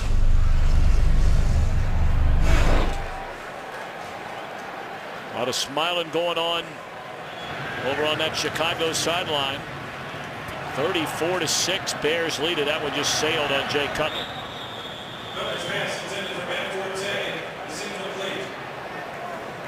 I'd like to remind you, you can get coverage of every NFL game with NFL Mobile. Call star NFL Now. It's pretty cool. Brian, you've got it on your iPad. All of a sudden, you can start punching up any game right on cue and watch it going on around the league. We were watching it before our game started here. Good combination.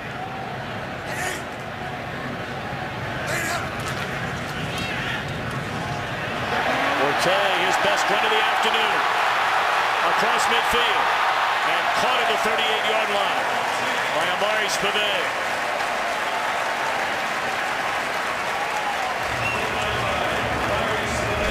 Great block by Lance Lewis, number 60, as you come in here. And what this is the brilliance of Matt Forte. Watch this subtle. Right now, clearly, you got nothing in behind it. Look at that subtle. Do you see that subtle little move to the right? He is so smooth, so subtle. Watch him change directions even subtly here. Mike March talked about Marshall Faulk-like in the sense of his ability to change direction at full speed. Forte's 11th carry of 20 or more yards on the year. That's most in the NFL. And now they'll give him a breather and hand it to Marion Barber.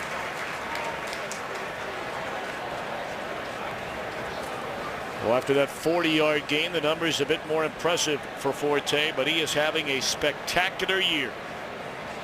Well, we've talked all game long about their commitment to the run, and this game necessarily isn't a good example of it because of the turnovers and the way it's gone. But looking at the film, there's no question of the commitment. Mike Tice, the offensive line coach, a big part of it. His communication with Mike Martz. They've recrafted what they're doing offensively, and it is a much more emphasis on the run and a commitment to it, not just an emphasis. Barber cuts it back to the inside. He's to the 31-yard line. They're winding down out in San Francisco. Let's get an update from Kurt back in Los Angeles. And the 49ers have gotten their first touchdown of the game. Vernon Davis on a nice reception and a leap into the end zone puts San Fran on top in this battle of first-place teams, 20-13 after they get the two-point conversion. It's now 13-22 left to go in regulation. Tom and Brian. All right, Kurt, thank you very much. I know you'll keep us updated on the final 12 minutes of that one. Yeah, Mike Martz, we've been talking about. He's kind of come over to the dark side. You know, from the greatest show on turf, that commitment to the run. It's been a big part of the success they had last year in their championship run or their run to the championship game.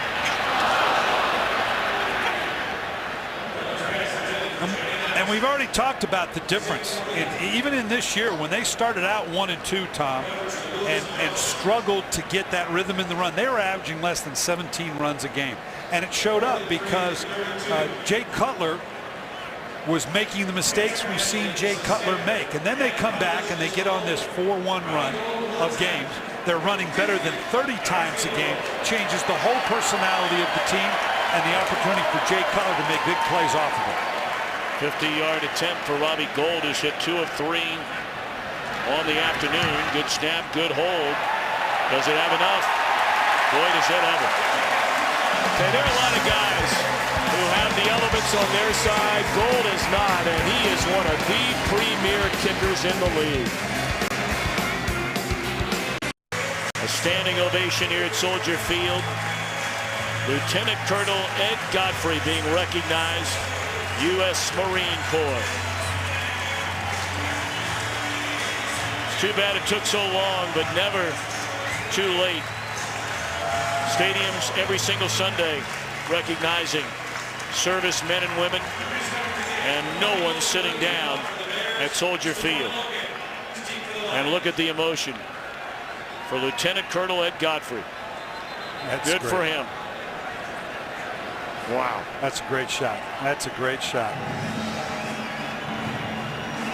Doesn't get any better than that. I would imagine his kids, those being perhaps his grandkids, and proud. Oh, you better believe it.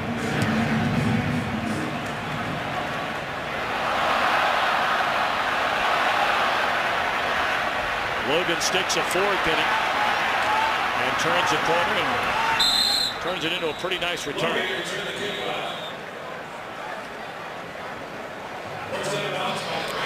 Well, the history of the Detroit Lions over the last decade, we know what they've had to overcome. And Jim Schwartz, when you sit and visit with him, and the mindset, the culture he's had to change, how to learn to be a winner. It's one thing to win games, and they have done that. They finished last year well.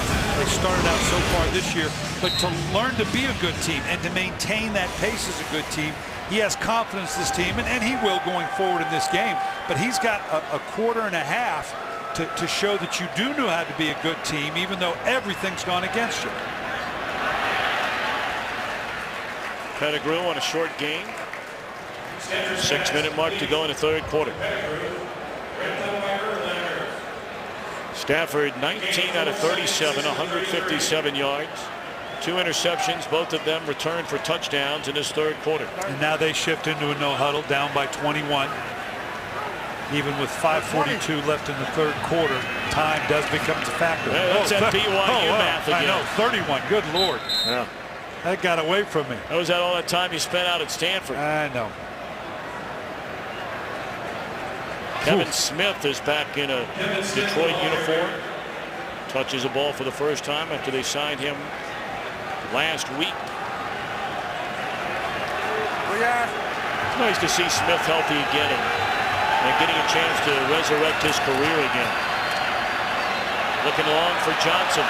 Beautiful throw. And out of bounds at the 20-yard line. Great touch on that throw by Matthew Stafford. And I'm surprised it took this long to take this shot with enough press coverage. Tillman already with one interception under his belt, has matched up well.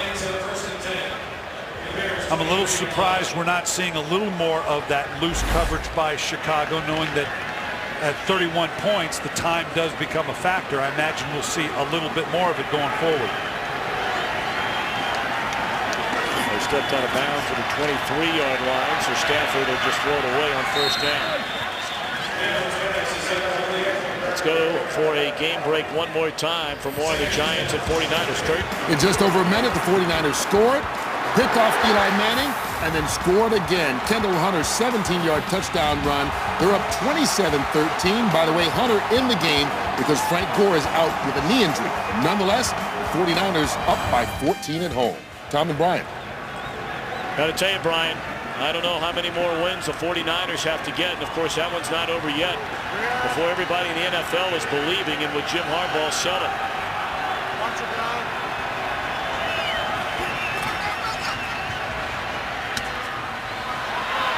Titus Young came back to get it and then stretches ahead down to the 10-yard line for a first down.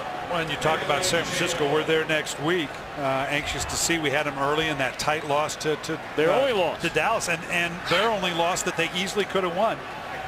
They're winning it the old-fashioned way: play great defense, run the ball.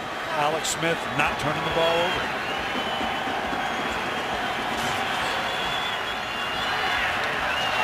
To the end zone, incomplete.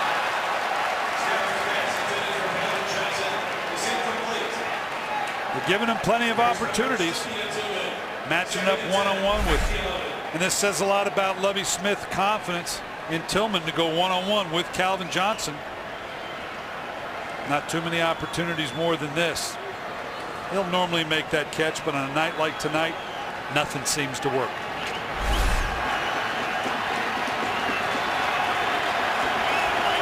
Second and 10 from the 11.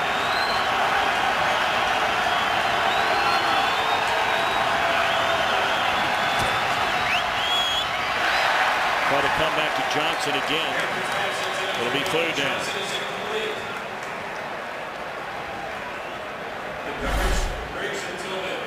Watch Tillman here now, being physical with a big man like Charles Johnson now, and that's clear within the 5-yard rule. You got to be careful the ball's not in the air, but it's all about being. It's got to be very, very physical with a guy like Calvin Johnson, because you're not going to just run with him and think you're going to out-jump him.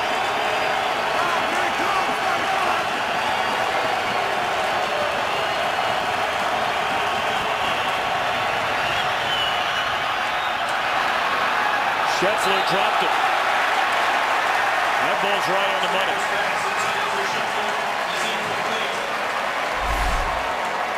And Scheffler's one here that inside the red zone. He doesn't have a lot of catches this year, but he does have 3 touchdowns on the season. He's a guy that Matthew Stafford goes to. There again, we just saw Calvin Johnson drop one.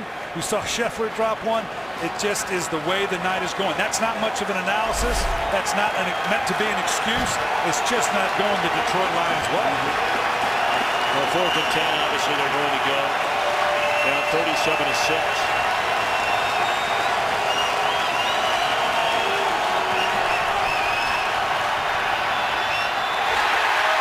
Jump ball looking for Calvin Johnson, and it's batted down.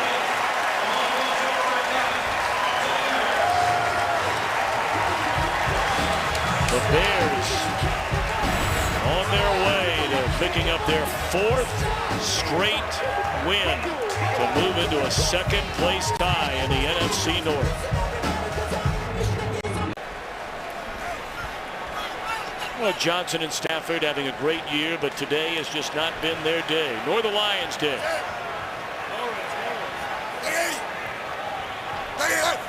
For the quarter and 4 minutes still to go. First down carry by Barber. A loss of a yard. Good play by Delmas up from the safety spot.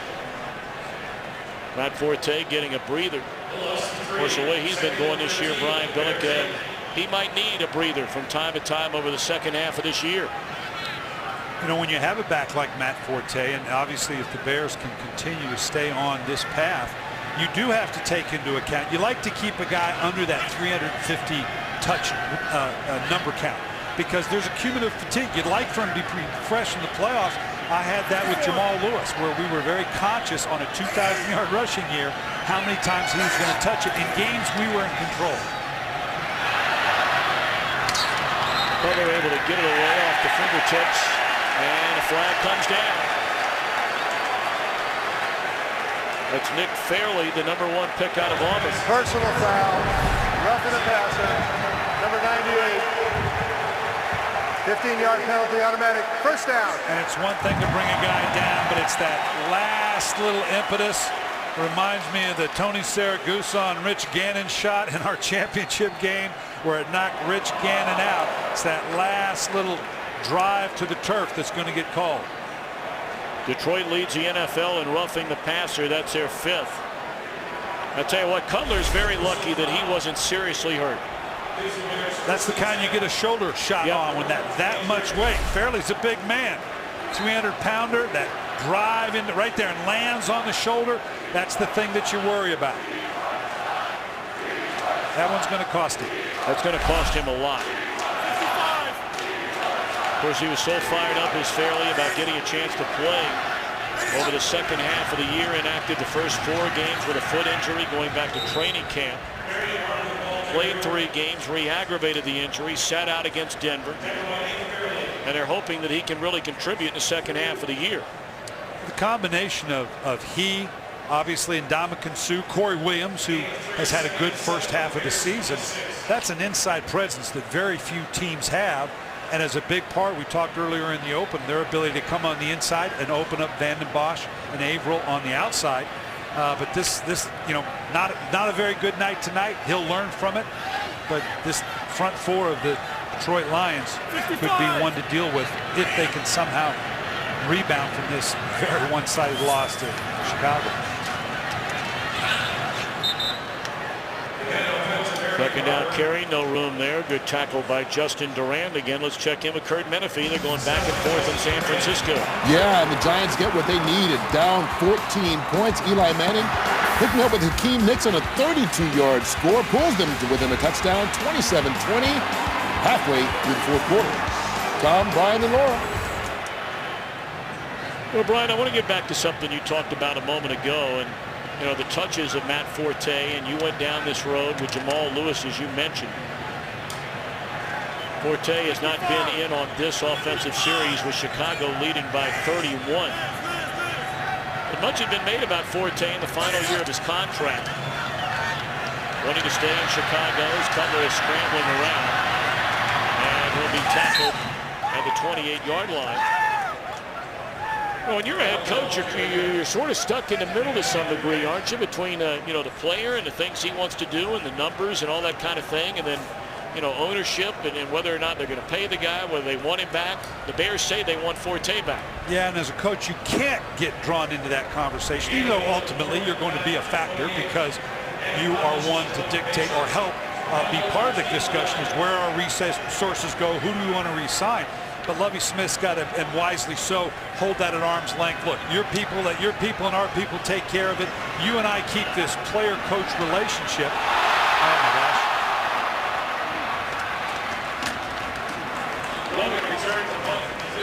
Logan bobbles it, but recovers it at the 21. I think we're seeing an example of it here. This is very smart on Lovie Smith's part. You don't get too many games like we are now with a 31-point lead to where you can put your star player down and give him an opportunity. It's like a mini break. Here you can see, and this comes back to the commitment to the run. We did the Carolina game. That was the first real explosion in their running game. They've been well, with the exception of Minnesota, above 100 yards. This is an opportunity to rest Matt Forte because you got to believe going forward they're going to need him, and that factors into the equation certainly. I know he's frustrated without the contract. He needs to put it at arm's length. Quit talking about it. It will take care of itself.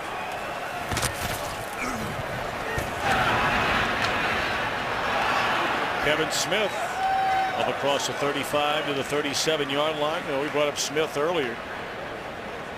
Drafted in the 3rd round in 2008. You may remember his rookie year. He ran for nearly 1,000 yards. Came back in 09. Had over 1,200 yards from scrimmage, but then got hurt. early in the first half of last season and went on the injured reserve.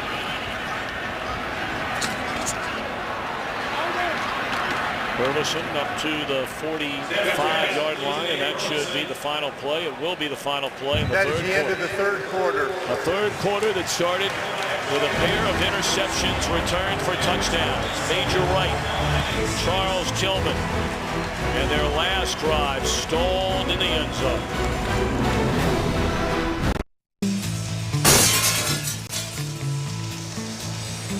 Set to begin the final quarter. Soldier Field in Chicago, a game dominated right from the opening gun by the home team.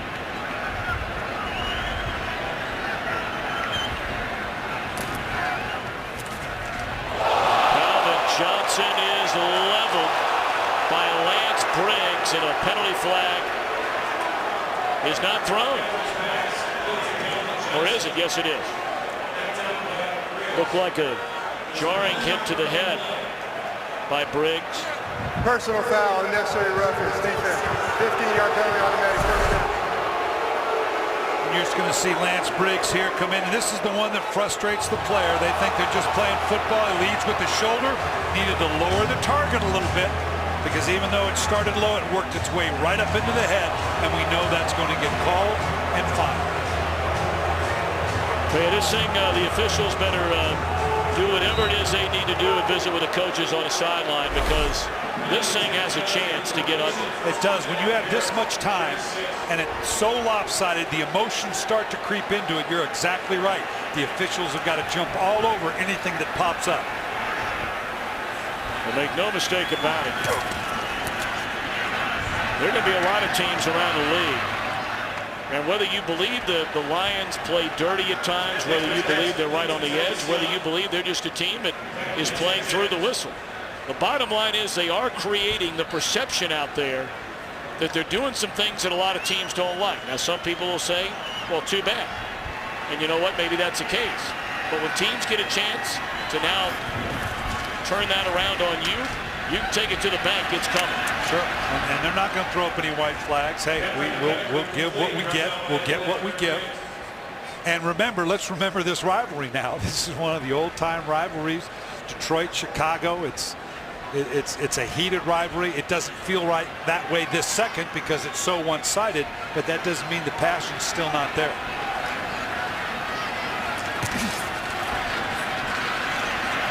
Kevin Smith again for a yard.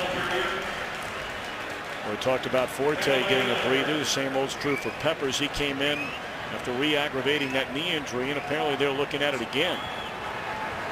Yeah, when you're up by 31, this is the opportunity to give some of your star players a chance. Like I said earlier, you don't typically get this kind of an opportunity in an NFL game, and you got to take advantage of it when you can.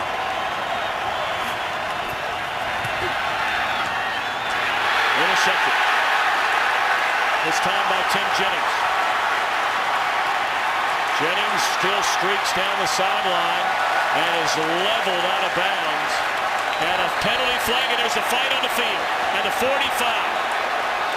And I mean bodies from both sidelines come racing out in front of the Lions bench. I mean, there are guys pushing and shoving away from the action. Charles Tillman has been buried on the sideline there at midfield. Israel Adonijah was the last one to get up from the original pile. Lance Briggs in the middle of it all.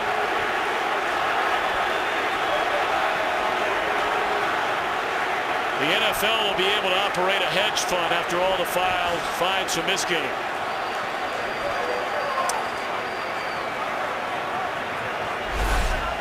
And you can see what prompted here with the interception at the end. Guys hustling to the end. And then the sideline just erupts. I'm not quite sure. I think it started with Stafford, to be honest with you, because he grabbed DJ Moore by the helmet, it looked like, and threw him to the ground. Pay attention of what happened with Stafford as he now grabs the back of the helmet of Moore and pulls him straight down to the ground. And then Moore retaliated by going back at him, and the melee ensues. Yeah, because this itself was no big deal. I thought it was maybe the shot out of bounds, but clearly it was the exchange between Moore and Matthew Stafford. And you got to give the officials great credit to sort that thing out, because that thing looked like it was going to last a while. More reminiscent of a hockey game there. You see the Blackhawks jersey. But nice job by the officials, because, boy, you threw yourself in the middle of that. That's a lot of big people. Detroit is challenging the ruling on the field that after the interception, the defender was down by contact. This goes back to the interception in the spot, back at where the interception took place. Those were the last words I was expecting after all that from Pete Morelli.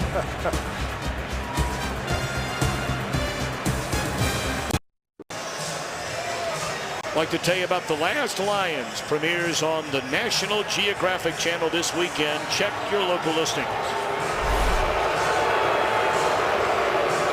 Clearly here he's down. Great interception, just basically out battling for the ball, and now this is clearly going to go down, but this is where all the fun starts. Stafford, obviously the frustration showing here, the pushing and shoving, and DJ Moore going back at him, didn't like it, and now here we go. The two guys that really got locked up were Charles Tillman and Gosders Cherilus, as it started drifting away from that pile and creating another with those two in the thick of it.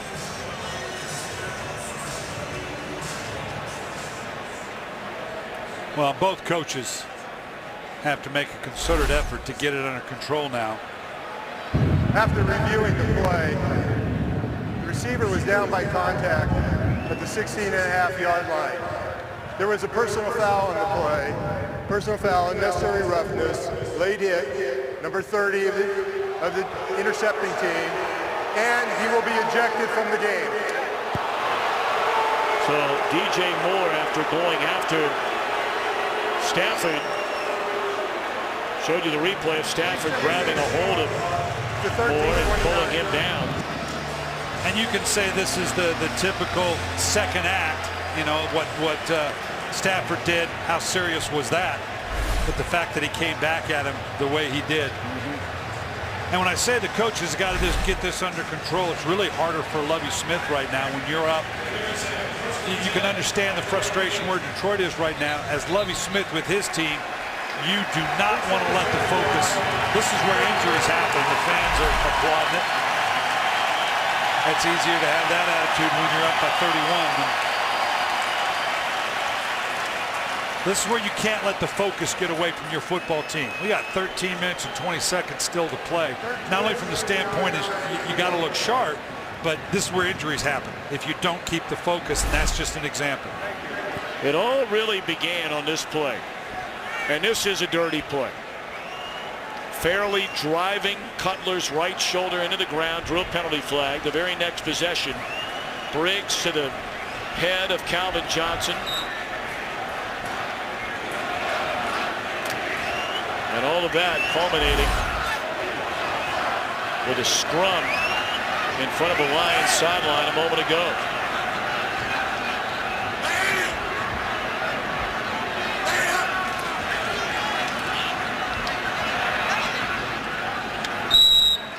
Forte back in the game and back to the line of scrimmage.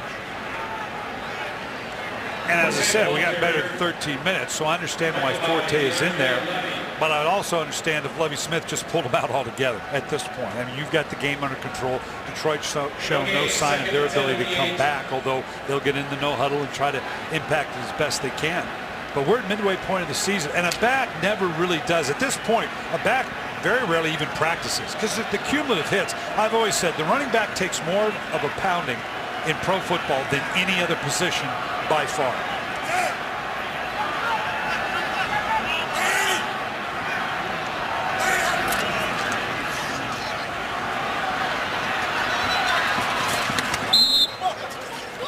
Durant drags down Forte, a loss of 2. Let's check in again with Kurt Menefee. Well, Joe Flacco has thrown a career-high 52 passes in Seattle, but this is his first touchdown His team still trails. Ed Dixon pulls him a little closer. It's 22-17. Less than 6 minutes to go. Seahawks still trying to get the upset. Tom and Brian.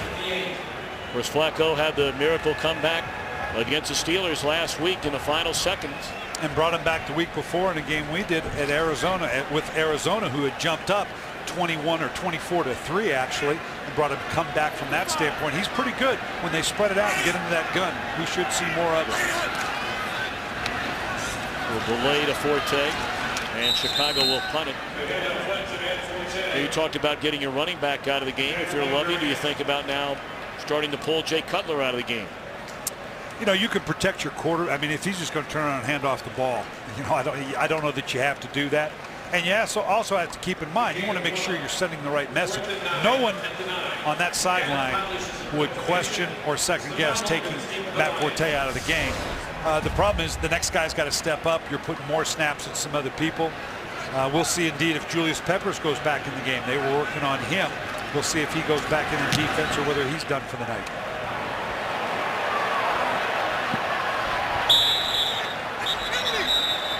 Penalty flag down. You know, you saw those numbers a moment ago for Cutler. 9 of 18 for 123 yards. He's not thrown a touchdown, nor has he thrown an interception. Forte has run for 61 yards. If somebody would have told you Cutler throwing and Forte rushing would not have 200 combined yards, and the Bears had 37 points, you'd have never bought it. No, or the next question is, okay, where did the turnovers come? Tell me what Devin Hester did, because I had to know. There's a whole bunch of special teams play and a whole bunch of turnovers. Let's add up the interception yards that go the other way and add it on to Cutler and Forte, and now the yards will make sense. You got it.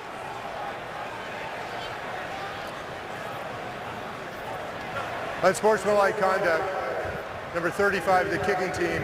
Player went out of bounds, did not come back in a reasonable time. Detroit is elected to take the punt over, 4th down.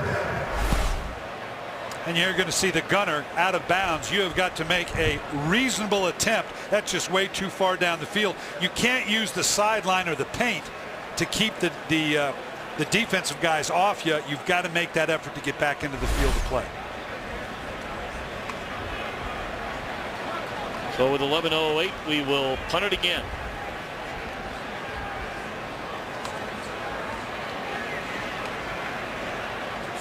These are the times, as I said, as a coach, that really, you know, it's great that you're up this way and you can see that you got a victory likely in hand. But there's so many things you worry about: the focus of your team, the health of your team, any other number of decisions in terms of how are we going to finish this out. It tells you as much about your team as a come from behind win.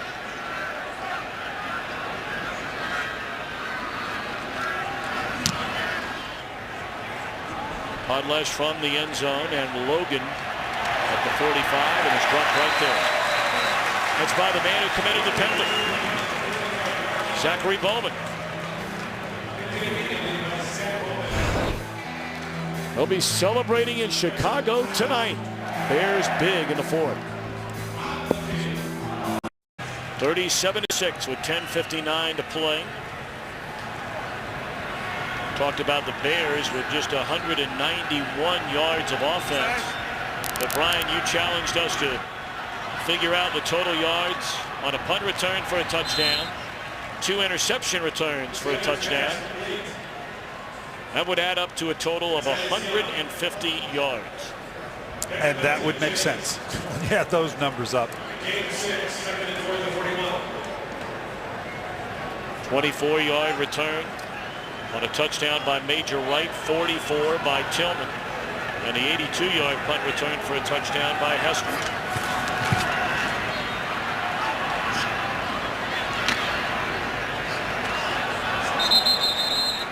First down catch by Kevin Smith, and let's go back to L.A. and Curtin. In the 4th quarter, Eli and the Giants convert 2 4th downs. Here's their 3rd. That'll be a game ender. Swatted away, 4th and 2 inside the 10. 49ers hang on. Less than a minute to go. They're up by 7. Tom? That's Justin Smith, been around for a long time. He's batted down that pass against Smith. out of the backfield to the 31-yard line. So the 49ers, one loss on the year, and of course the back half of their schedule, Brian, is loaded with divisional games, and let's be honest about it. Their division is without a doubt the worst division in the NFL, at least so far, out in the NFC West. You and I will see them against Arizona next week. Burleson the catch down to the 12-yard line. Green Bay's schedule is considerably tougher over the second half of the year, and you know, with only one loss separating the two teams, it's not inconceivable the 49ers could end up with a #1 seed. And what a difference between that #1 seed being in San Francisco rather than having to go through Green Bay.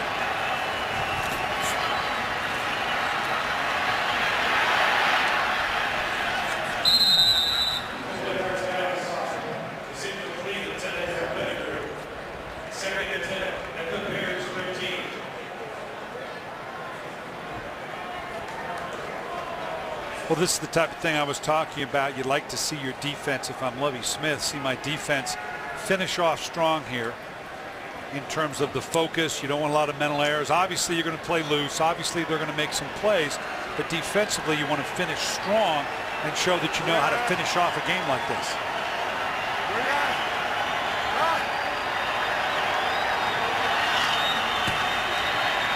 To the end zone at the fingertips of Burleson. Julius Peppers is out right now, but let's go back and look at what this phenomenal athlete has done. Obviously, the impact play to start the game against Calvin Johnson, forcing the fumble. Watch the athleticism here of Peppers, chasing down Matthew Stafford. This guy is an incredible athlete, both his motor, his athleticism. He has played every defensive line position there is to play in this game, moving him around, a big key for, as I said earlier, you want to block him fine, you want to double him fine, but you got to find him first. Peppers standing and watching a 3rd and 10. Intercepted in the end zone. This one by Corey Graham. Penalty flag is down, and it's going to be holding. Holding, number 76. Penalty will be declined. Against Detroit, penalty is declined.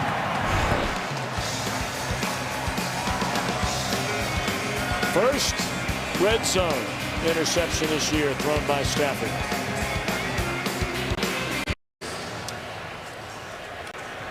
Four interceptions today thrown by Matthew Stafford. He had 4 interceptions the entire year coming into the game. And Forte is still in there. A 1-yard gain.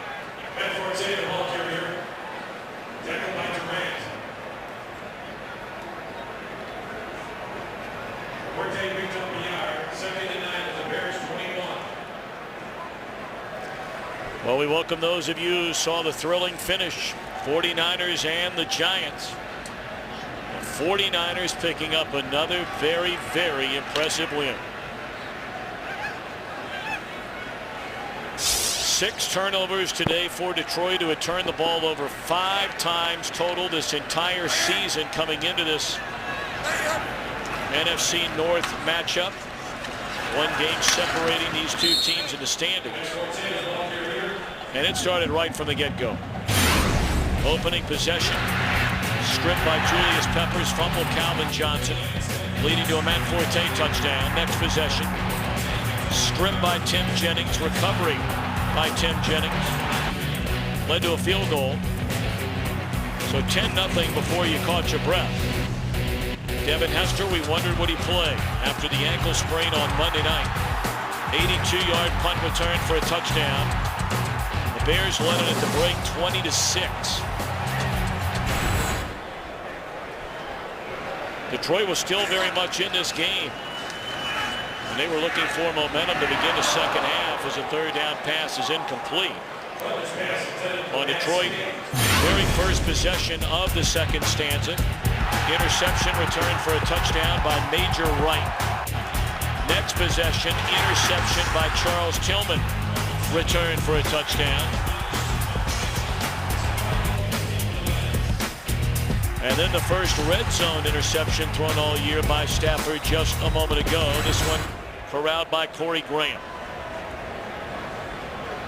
But what might get most publicity on the highlight shows later tonight, and the most talk in the interview room after the game, will be some of the hits, some of the penalties, and you'll be reading about plenty of fines coming out of this game from the league office. We'll bring you up to speed on some of that took place in this game when we come. 37-6. Chicago leading with 6:59 to go. Scheffler across the middle to the Chicago 38-yard line. No Calvin Johnson in the game right now. That interception a moment ago by Corey Graham in the end zone. It appeared as though Johnson took a couple of major hits. We'll show them to you here in a minute. Of course, he was leveled earlier in the game on that blow to the head by Lance Briggs. Now take a look in the end zone. Yeah, they just obviously collide here, but it's the driving into the ground afterwards, just a kind of smashing of heads. Nothing deliberate necessarily, but anytime we're talking about a hit to the head, now comes into play the concussion protocol that kind of leaves the coach's hands, as it should, to could put in jeopardy what his availability will be next week. He'll likely have to go through that protocol during practice. Written down by Roach.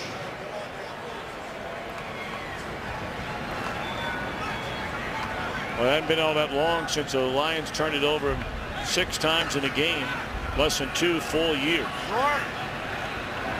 Keeping in mind they had 5 turnovers coming into the game total. Titus Young to the 10. Stanford to Young complete. First and goal. We talked about what Chicago could get out of the game here in terms of finishing. Well, Detroit the same way. I don't care if you're down by 51.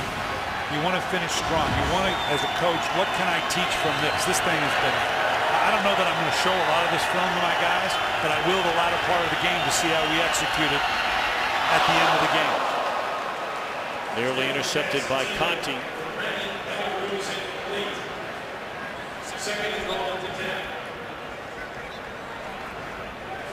For those of you that were watching the Giants and the 49ers, it all began with Nick Fairley driving Jay Cutler's right shoulder into the ground, drew a penalty.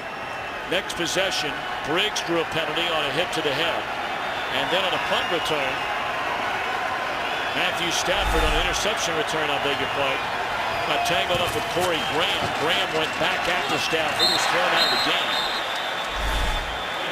That was DJ Moore, I beg your pardon, who went back after Stafford, and then you know what broke loose.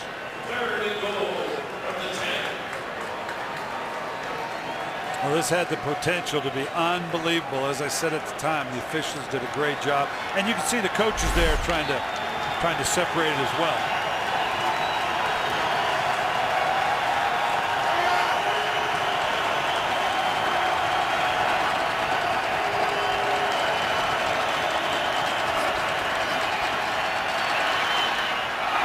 Broken up down near the goal line, 4th down.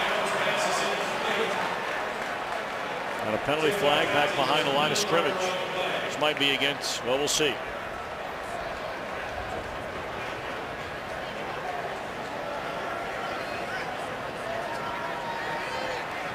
There's a lot of jawing going on down there in that field.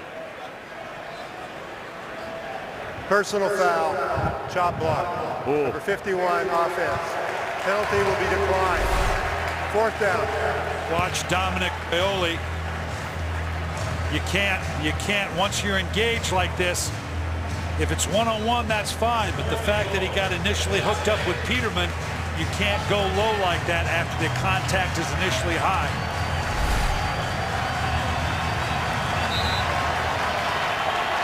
So Dominic Raiola, whistle for the penalty.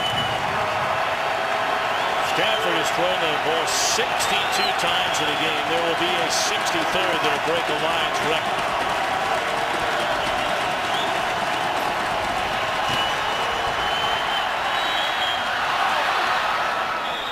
Into the end zone, and that is a touchdown for Scheffler.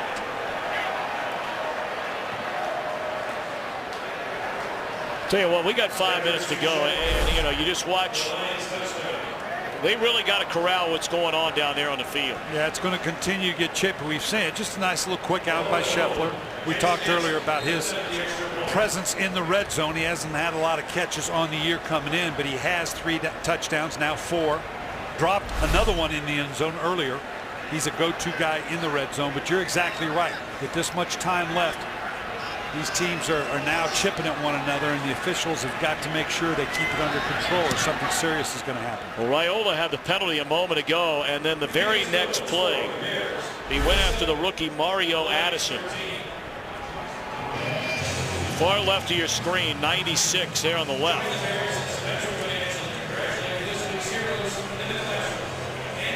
Now, the fact that itself is not illegal because it was one-on-one. We need to differentiate between the two. Now, obviously, late in the play here, some chipping going on as well. That's the kind of thing you're talking about, Tom. But it's important to point out the first one was a penalty because Peterman had engaged the defender. You can't cut someone at the thigh level or below when he's engaged. The second one is just one-on-one. You and me, we went at one another. It's tough, good football.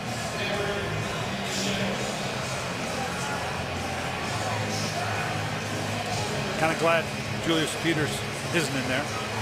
Peppers, excuse me. That's the last thing you want is your lead horse and Julius Peppers in the game when that type of stuff is going on. That's what you worry about. Not, I mean, you don't want to get anybody hurt. Don't get me wrong, but you got. That's why I'd be very surprised if with 5 minutes, I'll be shocked if we see Devin Hester go back in there.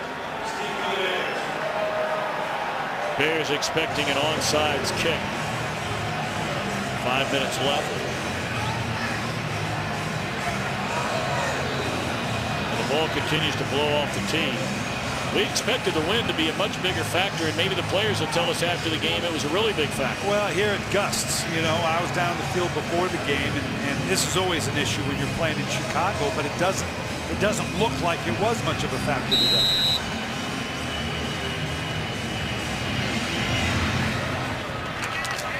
Sure-handed Johnny Knox hauls it in. Bears will come out on offense, and Caleb Haney will take over at quarterback for Jay Cutler. Well, when you look what's coming forward for these teams, you know, Detroit is got a little bit of a hill to climb here. They get to play Carolina, but then they got Green Bay and New Orleans. Obviously, no easy task there. Because keep in mind now, these two teams, we talked about it, they split head-to-head. But there's going to be playoff implications when it comes to the wild card spot. I don't know that anybody's going to be able to catch Green Bay. You know, the only thing, if you're a Lions fan, Brian, that, you know, you're saying to yourself, and believe me, after all the tough years they've had in Detroit, not only on the football field, but in that city in general, you know, they're elated this team has started 6-2, and rightfully so. But, you know, you look at who they played and who they beat. And really, you know, they had that gift-wrapped win against Dallas when Tony Romo threw all those interceptions in the second half, and they rallied back. They lost to the two best teams they had played this season, the 49ers and the Falcons. They beat these Chicago Bears early on. Yeah, but you play who you play in the order they give you. We could say the same thing about the New York Giants, and we're going to be tested in the second half. I think they're a good football team, but obviously they've overcome a huge legacy of 10 years of futility. You got to give Jim Schwartz, Martin Mayhew credit for what they've done there. They've had a certain level of success, but now take it to that next level, to be a playoff caliber team, to be a championship caliber team. That's the next step for them, and obviously it's not showing up today. And the other matchup you did not see, and Brian, you alluded to it, these Lions have 2 games left with the Green Bay Packers. They have that road game at New Orleans. They have a road game in Oakland. They play San Diego at home.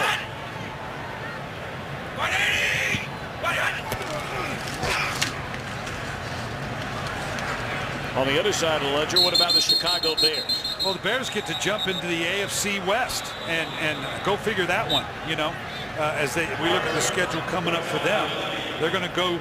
They're going to be at home against San Diego. As you said, they then have to go to Oakland. And again, which team are you going to get? You're going to get the San Diego team that can run up the score and have a huge offensive day, or the one that now they're struggling at 4 and 5. Oakland's a very physical team. So as they make this run through the AFC West and then go into Seattle, or at home against Seattle, this is a fairly favorable schedule for Chicago coming up.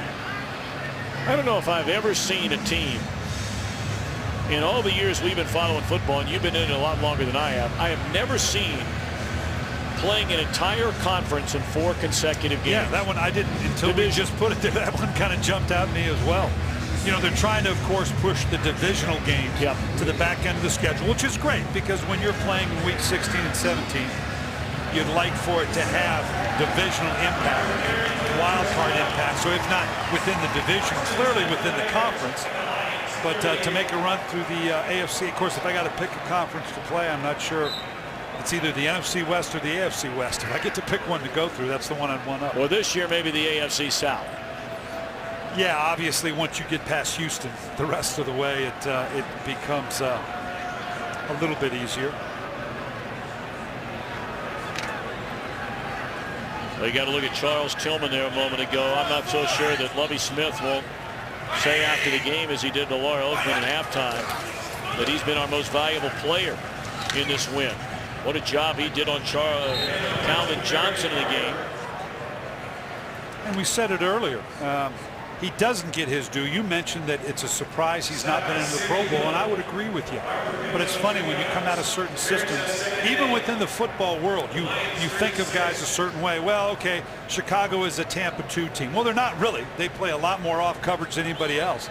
But this guy we've seen, they've taken him and put him on their best player, Calvin Johnson. Well, we're all the way down to the 2-minute warning. They were doing flips in Chicago before this one ever got started. They've been flipping ever since about the play of their beloved Bears.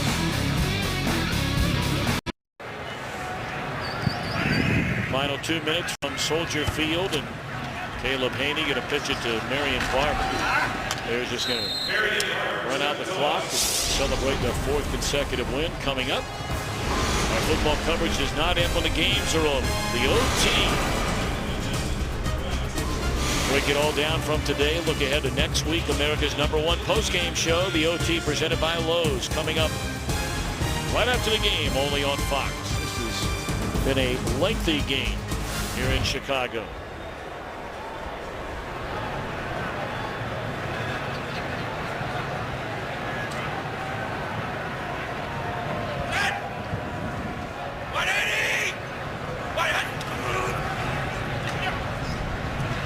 Barber again. So let's go ahead and put this one in the win column for Chicago. The teams will split the season series after Detroit won the first game back in week 5. So the Bears and the Lions will be tied. And right now, both of those teams would be in a playoff. Yeah, and you're at the point in the season, of course, the coaches, what do we always hear from the coaches, players, it's just who's up next. We don't worry about it. We're just going to play the next team. But you start paying attention because these two teams are going to be competing for wild card. You know, maybe Chicago or Green Bay falls apart. I doubt it. We saw them last week. That team's not going to fall apart as long as Aaron Rodgers is healthy.